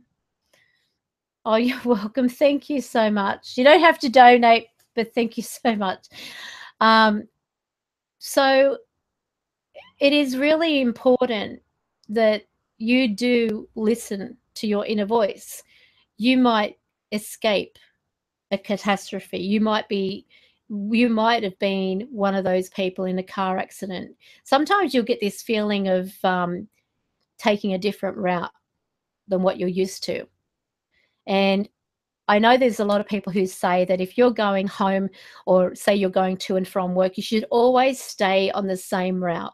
So that way, if anything happens, there's familiar territory around you. There's something, that people know you went this particular direction. Because if you go different directions all the time, then,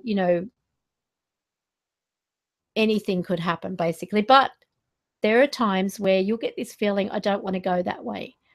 And don't question it. If you have that, just listen to it, because you'll be right. You will be right. There was one time I was actually, and I've actually shared this before, so sorry for boring you, but there was a time where I had this vision of this white cat running out in front of this, what looked like a ute type of thing, but one of those ones with the flat nose or flat bit, like a truck sort of thing, but a ute. And sorry, it's a van. not a ute, a van. One of those ones where they've got no bonnet, or there's just like it's flat where the engine's supposed to be. Anyway, I thought, well, that can't be me, seeing this. It must be like a horrible thing that's just popped in my head, and I didn't understand why. Anyway, when my date turned up, which was my first husband, here was a vehicle that he had got from work, because he worked with Mazda, and he had this van, one of the vans where they transport the different parts to other Mazda places and everything. And I just looked at it, I thought, oh no, I'm not getting in that. And he said, I said, and I told him what I saw. I said, you've got to be careful of a white cat. There's a white cat. It's going to run out in front of that, because I saw it. There's no bonnet on the thing. It's just, like a van thing, truck thing. And he said, well, it's a van. And I said, I'd seen this white cat, a white fluffy cat. So he said, well, I'll take it easy. I won't speed. And I said, thank you. So we get around the corner. Everything's fine. We drive up a few streets. Perfect. Nothing happening. I'm starting to feel relaxed. And I thought, well, I must have just been having this horrible, thought for some reason. And then we get along this road track. Darts this cat, this white fluffy cat, right in front of our vehicle, under the wheel, under the back wheel.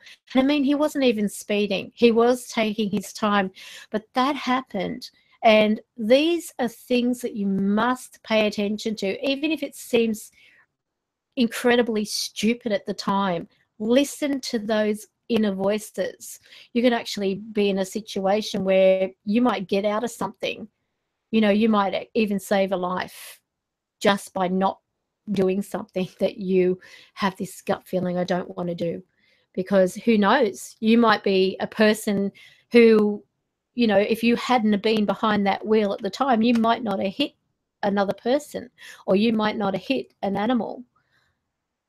But I mean, again, I go back to, don't let it become paranoia, but listen to those gut feelings. A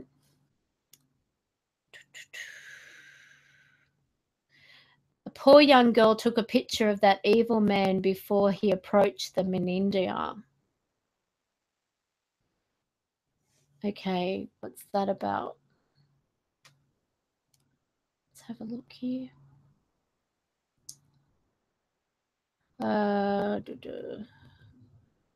Dexter. If you look at a lot of killers' eyes, they look dead inside. And yeah, that is so true. Chantel, it's so true, because I don't believe that a person with a normal soul could do something like that. I mean, they are like zombies, if you want to put it that way. They don't have any. It's like, if you think about a shark, sharks, their eyes look empty. Like there's nothing, there's no feeling, there's no compassion, there's no thought. I mean, these people, it's scary to think that you could be living next door to somebody who has murdered someone, or has a relative who's murdered somebody and hadn't thought anything of it. I mean, we had neighbours at one point who, I was home and I was out mowing, and my daughter at the time was around 4.5, 5. And I came in and I heard what sounded like a back door, the screen door shut. And I thought, oh, it must be the wind. Didn't think anything of it.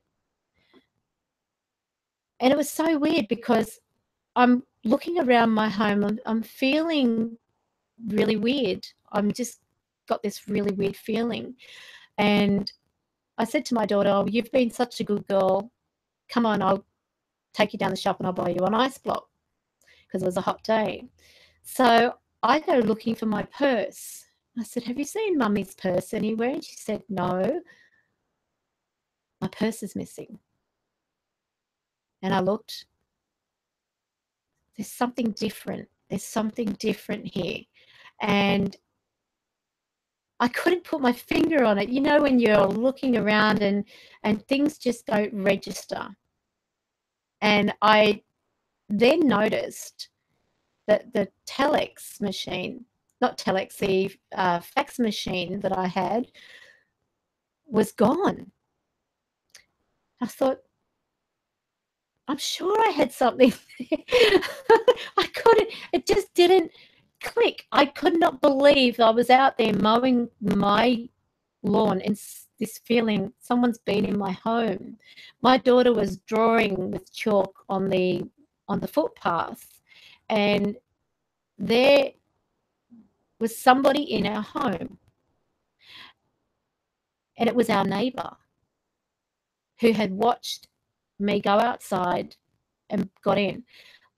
Then before Christmas, this was many years ago, by the way, there was one night I went over to my parents' place, my mother and my stepfather, came home, noticed that the dog and the cat that we had originally in the laundry were running around the home.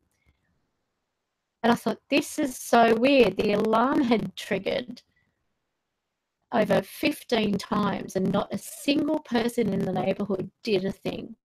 Not a single person lifted a brow. And it turned out I was having these, like, as I was trying, I couldn't sleep because I was like, my God, someone's been in the house. There were things that were taken, but they were things that weren't really obvious, if that makes sense. They were just little things. And at first I'm scratching my head thinking, maybe the alarm scared them before they managed to do anything, because we went in, found they'd got in through the bathroom window, and they were smart. They actually wore those washing gloves, the ones that, you know, you wash up with, or garden gloves, to prevent fingerprints. That's how cunning they were. But that got even worse, because I'm sitting there and I could hear these voices around me, and I didn't want my daughter to be scared or anything like that, so I'm sort of ignoring them. I sort of really didn't want to entertain any spirits, if you want to put it that way. And one said to me, your neighbour is in the roof. And I thought, no, there's no one in the roof. You're tormenting me, you know. And no matter what I did, like, I shut everything, locked up everything. And I sent my daughter to go to sleep. And I mean, kids will sleep at any time. And I'm sitting in the lounge room at this point, and I got on my computer, noticed there were some things, you know, like tiny little things messing around my computer. I noticed my printer's gone. And I thought, okay, they've taken some things. And I'm hearing this voice, he's in the roof, he's in the roof. So I thought, okay, I have to listen to it. I've got no choice. I'm noticing, as I'm gradually walking through the home, things are missing in every single room.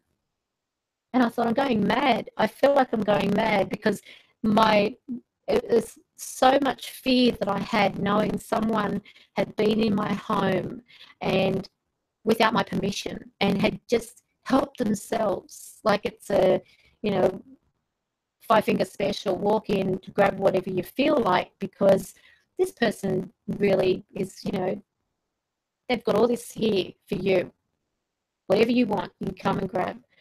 And I couldn't believe it. I called the police, and I'm on the phone to the police, and I could hear this bang, bang in the roof above me.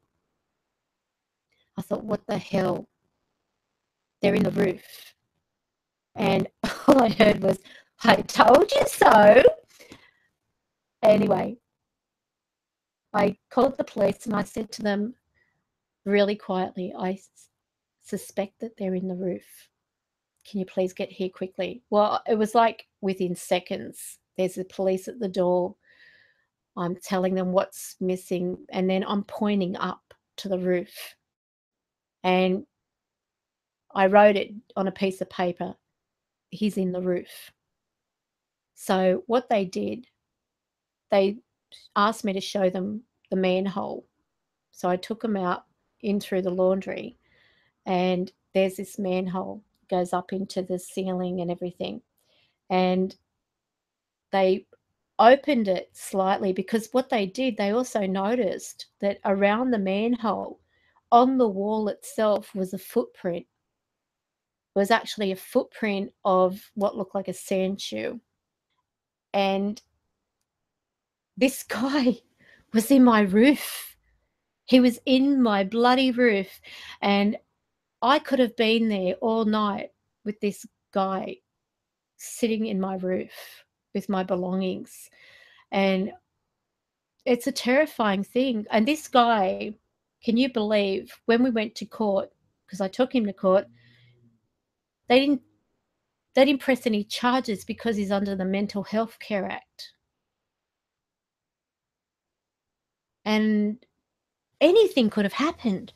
You know, seriously, it's a scary, scary world. And, oh, just to think what could have happened. I mean, your mind can, you know, envision anything. He might not have done anything, but you can't help but think that way. And I tell you what, it took me ages to feel comfortable in my home. I had to basically go through every single room and checking the manhole, and it was so weird. Everything was just overly paranoid in my life at that point, because I could not sleep. I couldn't relax. And at that time, being a heavy smoker, oh my God, it was like one cigarette after another. But, you know, the law in a lot of ways protects these people who are, you know, under the Mental Health Care Act. They have a disability in their eyes, so they really can't be held accountable for their actions. And that was the attitude. But would he had been held accountable if he'd killed us? That's the question that I asked, and they sort of like shrugged. Well, he hasn't killed you. But how do you know what these people can do? And that's why with these, yeah, I mean, when I looked in his eyes, there was no life. It was like looking at a person who had no soul. There was something about his eyes that just did not look normal, if you want to put it that way. It was like he had no soul at all. And he's actually gone on to stab a person, rob a person, even breaking into homes that belong to people of the law. There was one day I actually saw him at his mother's place being dragged out of the roof by the police, and they had the fire engine putting the ladder up to the roof and everything to get him out. They pulled the tiles off and grabbed him out of the roof. Yes, I did see him in the courtroom, but oh, it was horrible, absolutely horrible. And that's why I'm a timid person when it comes to other people, to be honest. And I think in a way too, stopping the face-to-face, because I was having, because I was having like random people ring and say, can I come in for a reading? Some of them I wasn't finishing till about nearly 10:30, 11 o'clock at night. And I was there on my own. And there was one time I'll never forget Albert saying to me, the office spirit, there are demons outside. And I thought, this is so weird, like having that kind of, thing being said to you. And I had this lady who was sitting there and she was having a reading with me, and I thought, I can't say that, you know, it's not appropriate, you don't say that. But I mean, I was getting terrified for my clients as well, you know, the fact that they had to walk out of that building and into a street which, you know, it's not, I wouldn't say any place is really safe, even if it's completely lit up like a Christmas tree. I feel like if there are people out there determined to hurt another, they'll do it, regardless of who you are. And a lot of them seem to also pick on the ones with guys, you know, like if there's a guy with them, it's like they're trying to belittle them in front of other people. So they go for these guys to try and, you know, get them to snap and do something, because it's a thrill for them. They're sick. So let's have a look at some of the other questions in here. What's this about the cat? Oh, this looks pretty creepy. I always forget it when I don't go with my gut. I always regret it when I don't go with my gut. I always end up saying, I should have listened to myself. You're not boring at all. I never heard this story. No, Chantel, try it if you feel first aware of that feeling and then follow up. I had it with a sleepover. See, I need bigger print or glasses. I just felt like I didn't want to sleep there in this big villa or house. We decided to sleep over at my house instead. The next day we were back, only 200 symbols. Don't know what that means.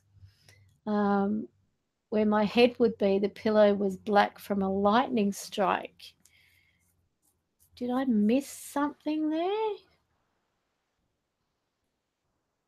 Something about the cat.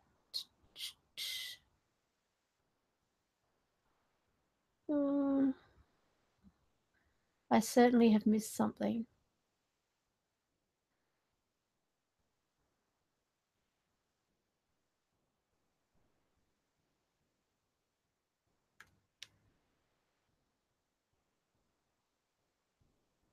Yep. So if ever I just can't stress enough. And you know what? There must be a reason. I always believe there's a reason for certain topics to be brought up. And because I didn't have any particular plan, I usually have like a plan of discussion for the night. And I didn't go in with a plan of discussion tonight because of the fact that I thought, I'll see what happens, what comes through, what's interest, you know, what basically begins to stir up a conversation. And for us speaking about this particular topic, like listening to your gut instincts and everything like that, I really think I take these things as, I guess you would say, signs. Because if we listen to our gut instincts, we are less inclined to be in a position where we're going to regret it. And I don't think there's anyone who has listened to their gut instinct who's turned around and said, I wish I didn't listen to my gut instinct. The majority of people will say, I wish I'd listened. I had not done it. I knew I shouldn't have done this. I knew I shouldn't have gone here. I knew I shouldn't have, you know, and that knowing is what part of our spirit is all about, because we are spirit. We are two separate beings, as I mentioned. So we have a vessel, which is our body, and we have a spirit, which is separate. And that's why the spirit can travel. When we have a sleep and we have these out-of-body experiences, it's not something like you wake up thinking, did I just have an out-of-body experience? You know you had an out-of-body experience, because everything is just so real. It is incredibly, it's undeniable when you have an out-of-body experience. And you can never get stuck when you're doing an out-of-body experience. You'll always be coming back to that body, and you won't feel it at the time. You'll just be in your body. But hands up, how many people have just about gone off to sleep and had this sudden jerk kind of feeling, like where you feel like you're falling or you kick your leg? Let's just see how many people in our chat. Now we've got 11 viewers. Of you, just put yes if you have had an experience where you're just about to go off to sleep and you feel your leg kick, or you feel like your body jumping. I'll tell you what that is. I just want to see how many people, and I guarantee almost everyone.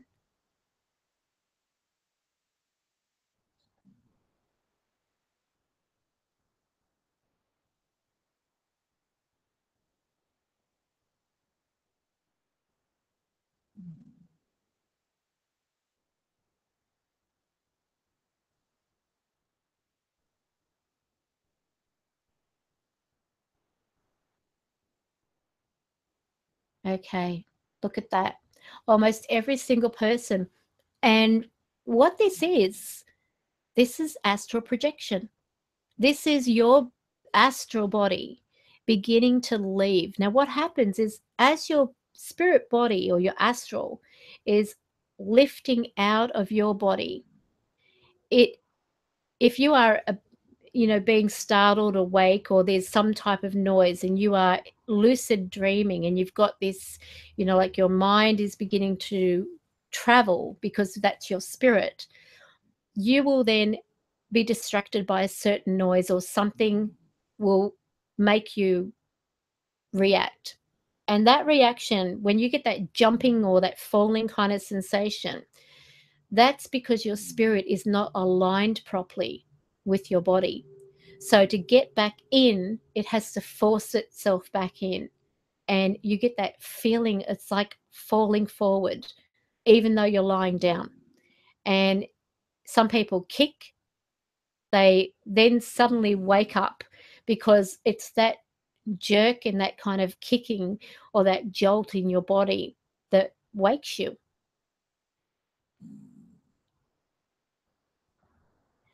And what's happening here, Momo said, it happens before I'm asleep. That's before you're technically in that dream state. But you will be asleep when this is happening. But you won't be in a deep sleep. That's why whatever slight noise or distraction is around you, you will have that jump. There could be people who have fallen asleep on a train or a bus, or, even on the lounge if you're watching a movie or whatever, or in a cinema even. And you'll nod off, because it's like what is basically referred to as like a becoming unconscious, but you aren't sleeping, if that makes sense.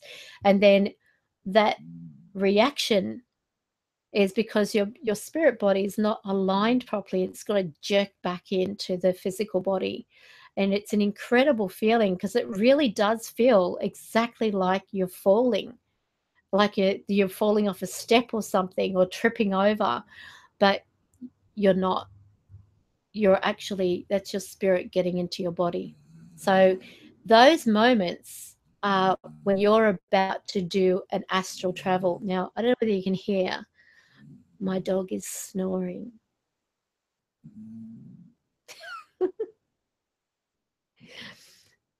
And even animals astral project. If you've ever seen an animal and they twitch and then they sort of like look around because they've been asleep and they twitch, they have that as well. And that's a sign that animals have spirit. they have a soul. So if anyone ever says, you know, animals don't have souls, think about the movements that they make when they're sleeping. Some animals will bark in their sleep. They will make sounds in their sleep, for example. And that's them having a dream. So the recall is there. And that's another way of seeing with pets as well, that they dream just like us.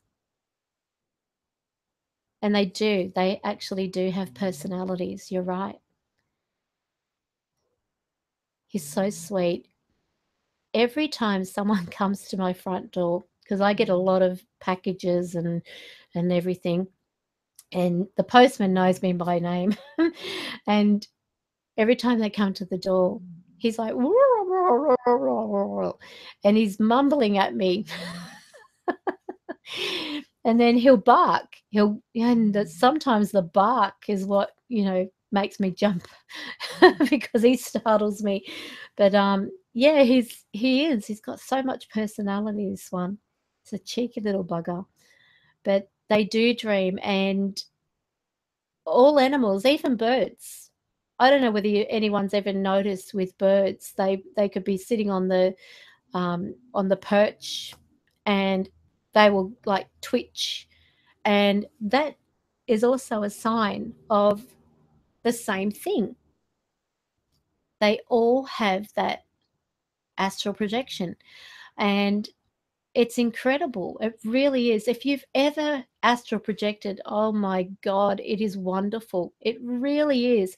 Because I remember my very first astral projection, and I was laying on a lounge. My daughter was in her cot having a sleep. I thought, I'm going to take advantage of this moment. And because if you've got kids, you'll know that if there's an opportunity to have a nap, you're going to do it because you know you're going to be awake for a long time. So I took this nap, and just before I took this nap, I remember seeing these spirits coming down from the top floor into the living room, and they almost looked as though they were like big drops of water coming through the ceiling.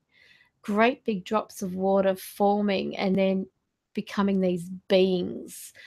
And I don't know what happened then, but all of a sudden I'm in my grandmother's bedroom, and I remember thinking to myself, it's so dark in here. And it's not like my grandmother to have her room dark. She used to always have the shutters up and everything. So as I'm moving, my mind is saying, I want to move forward. I want to move forward. And the weird thing was, I don't remember going from my body to my grandmother's place. I don't remember what happened in between.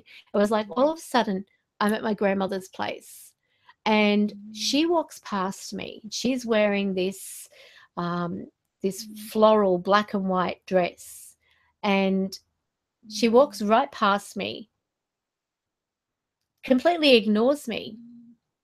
And then I'm saying, I want to go forward. I want to go forward. And I begin to move forward into the lounge room.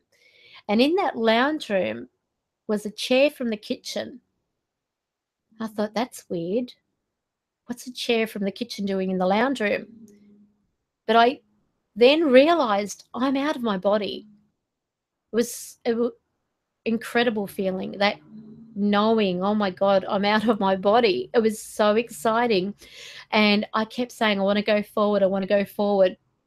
And all of a sudden, I'm reaching towards where the archway is to go into the kitchen. I thought, I don't want to go through the archway. I want to go through the wall, because I was just so excited. I thought I could do anything.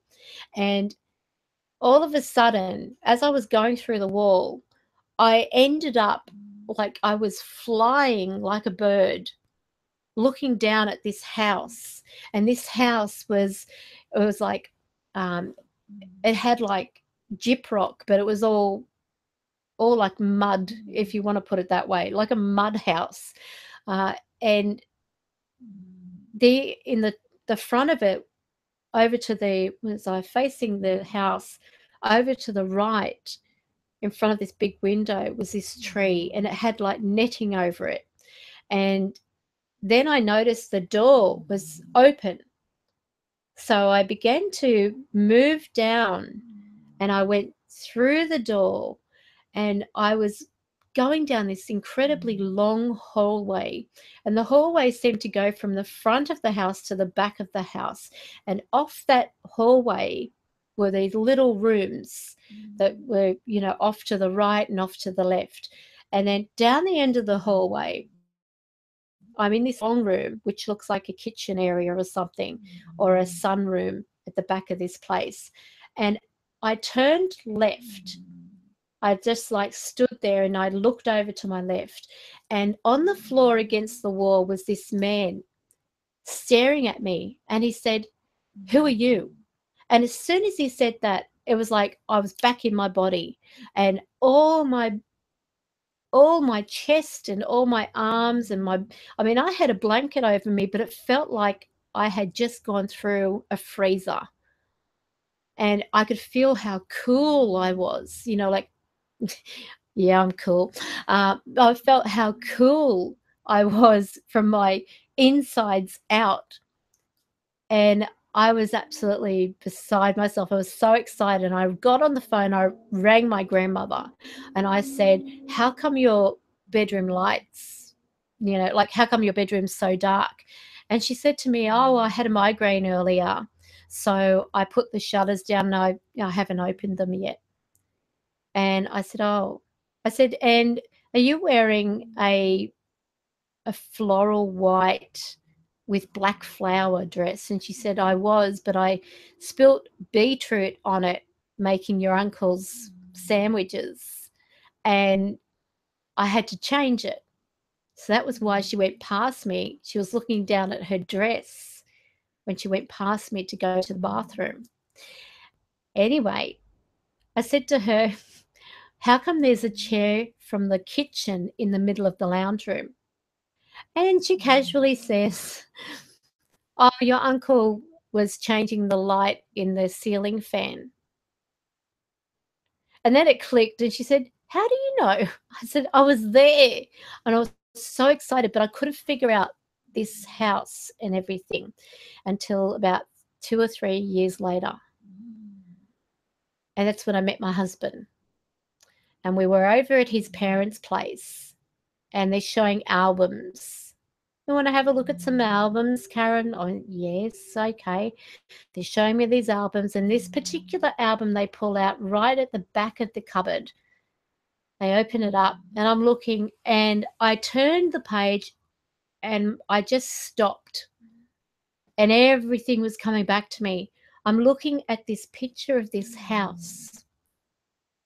It looked like a mud house. It had like the walls of the fence on the front yard coming extended directly off the side of the house. And in the front yard was over to the right, this big tree with netting over it. And it was a fruit tree. And the netting on it was to stop the birds coming and eating the fruit. And I said to them, "There's a man that lives in this house." And his mother said, "Yes, that was my brother." And I said, "What do you mean was?" And she said, "Well, he was crazy. He used to see things. And he actually..." Okay. My phone just turned on saying, "Hey, Karen, this is Siri." Okay. "Siri, what do you want?"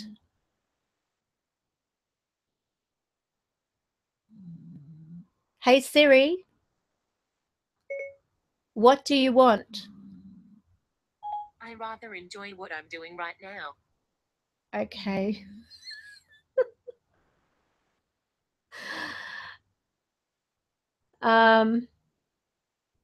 Hey, Siri, explain astral projection. "Here's what I found on the web for explain astral projection. Have a look." Okay. Hey Siri.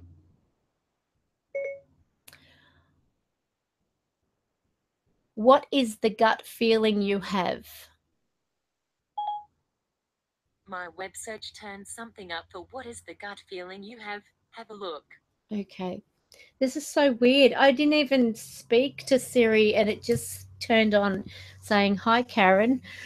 So that was a bit freaky. So anyway, going back to that story, there's this there's this picture of this house. I find out that the man who was there was the brother of my husband's mother. And they said that he was crazy. He used to see, say he saw spirits and stuff like that. Hence why he would say to me, who are you? And she said, but he's dead now. And I said, really? She said, yes, about 2 or 3 years ago, he blew his brains out and he was in the back room of the house. I said, was that back room where he was, as you walk down the hallway, was he on the left? She said, that's exactly where he was. And I think, oh my God, when I did this astral projection, he must have killed himself after seeing me. And I thought, oh, what a horrible feeling that is, but that was so weird to have that connection. And it was like well in advance, years in advance of the fact that, I hadn't even known my husband when I had this astral projection. So there you go. That is just, with astral projection, it's amazing. It really is. And it's so exciting. So if you ever get the chance to do it, mark on a calendar about 20 days from the time you begin to do any type of meditation and so on, and just say, I give thanks that on this particular day, and state the date, I will astral project. Now, you may not be prepared for it, but it will happen. And I'm actually thinking about putting together an audio, which is like a self-guided astral projection, so that people can sort of like get to a certain point. But yes, thank you so much for joining, Maya. I hope you've learned something, if there's anything to learn from tonight's live stream, but I'll just turn that off now. Yes, thank you for joining. So I think maybe next week we can probably discuss more about, the astral projection. If you've got any ideas that you would like to be discussed in a live stream, let me know. I'm open to ideas and types of discussion that, is out of the ordinary. We could probably talk about UFOs. We could talk about aliens, that type of thing. And I've actually got a story from my childhood. I don't know whether I've told anyone on a live stream. I might have, but this to do with aliens and so on. So if you're interested, just let me know. And of course, I will try to, prepare better for a live stream. But tonight, I don't know what you thought about it. Anything goes with the live streams of late, because I really didn't prepare for anything. But I'm glad that you all joined me. So yes, you're interested in aliens? Well, they are real. That's one thing I can tell you. They are real. But the thing is, just so I can sort of like reiterate, there's apparently this thing, I do have it somewhere. I know I downloaded or saved the link, and it talks about like the different aliens and everything. However, I don't recall actually ever seeing a particular type of alien, if that makes sense, because the ones that I was seeing were very, very human-like. They appeared to me like you and I, so to speak. They were like normal-looking people, but I knew, and I was a child at the time, I knew that they weren't people. And it was an incredible experience. And no matter what happened, it was always the same type of experience, always the same.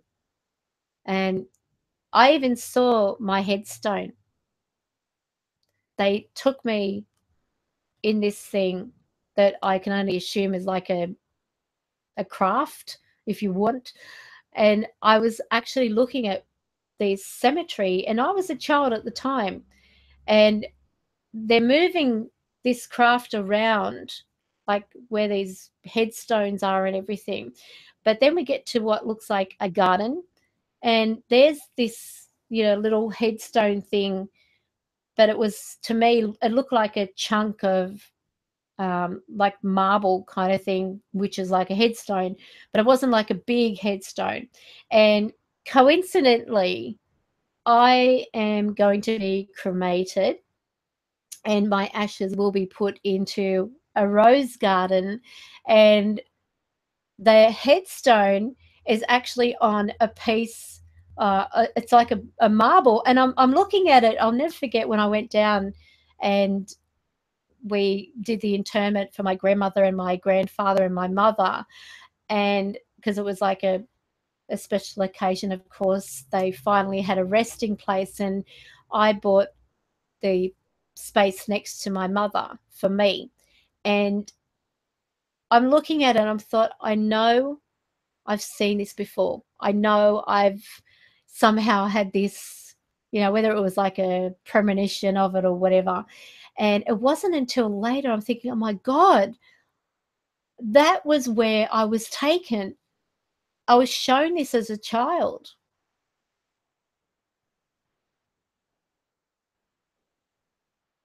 It's weird. I just saw someone go past me.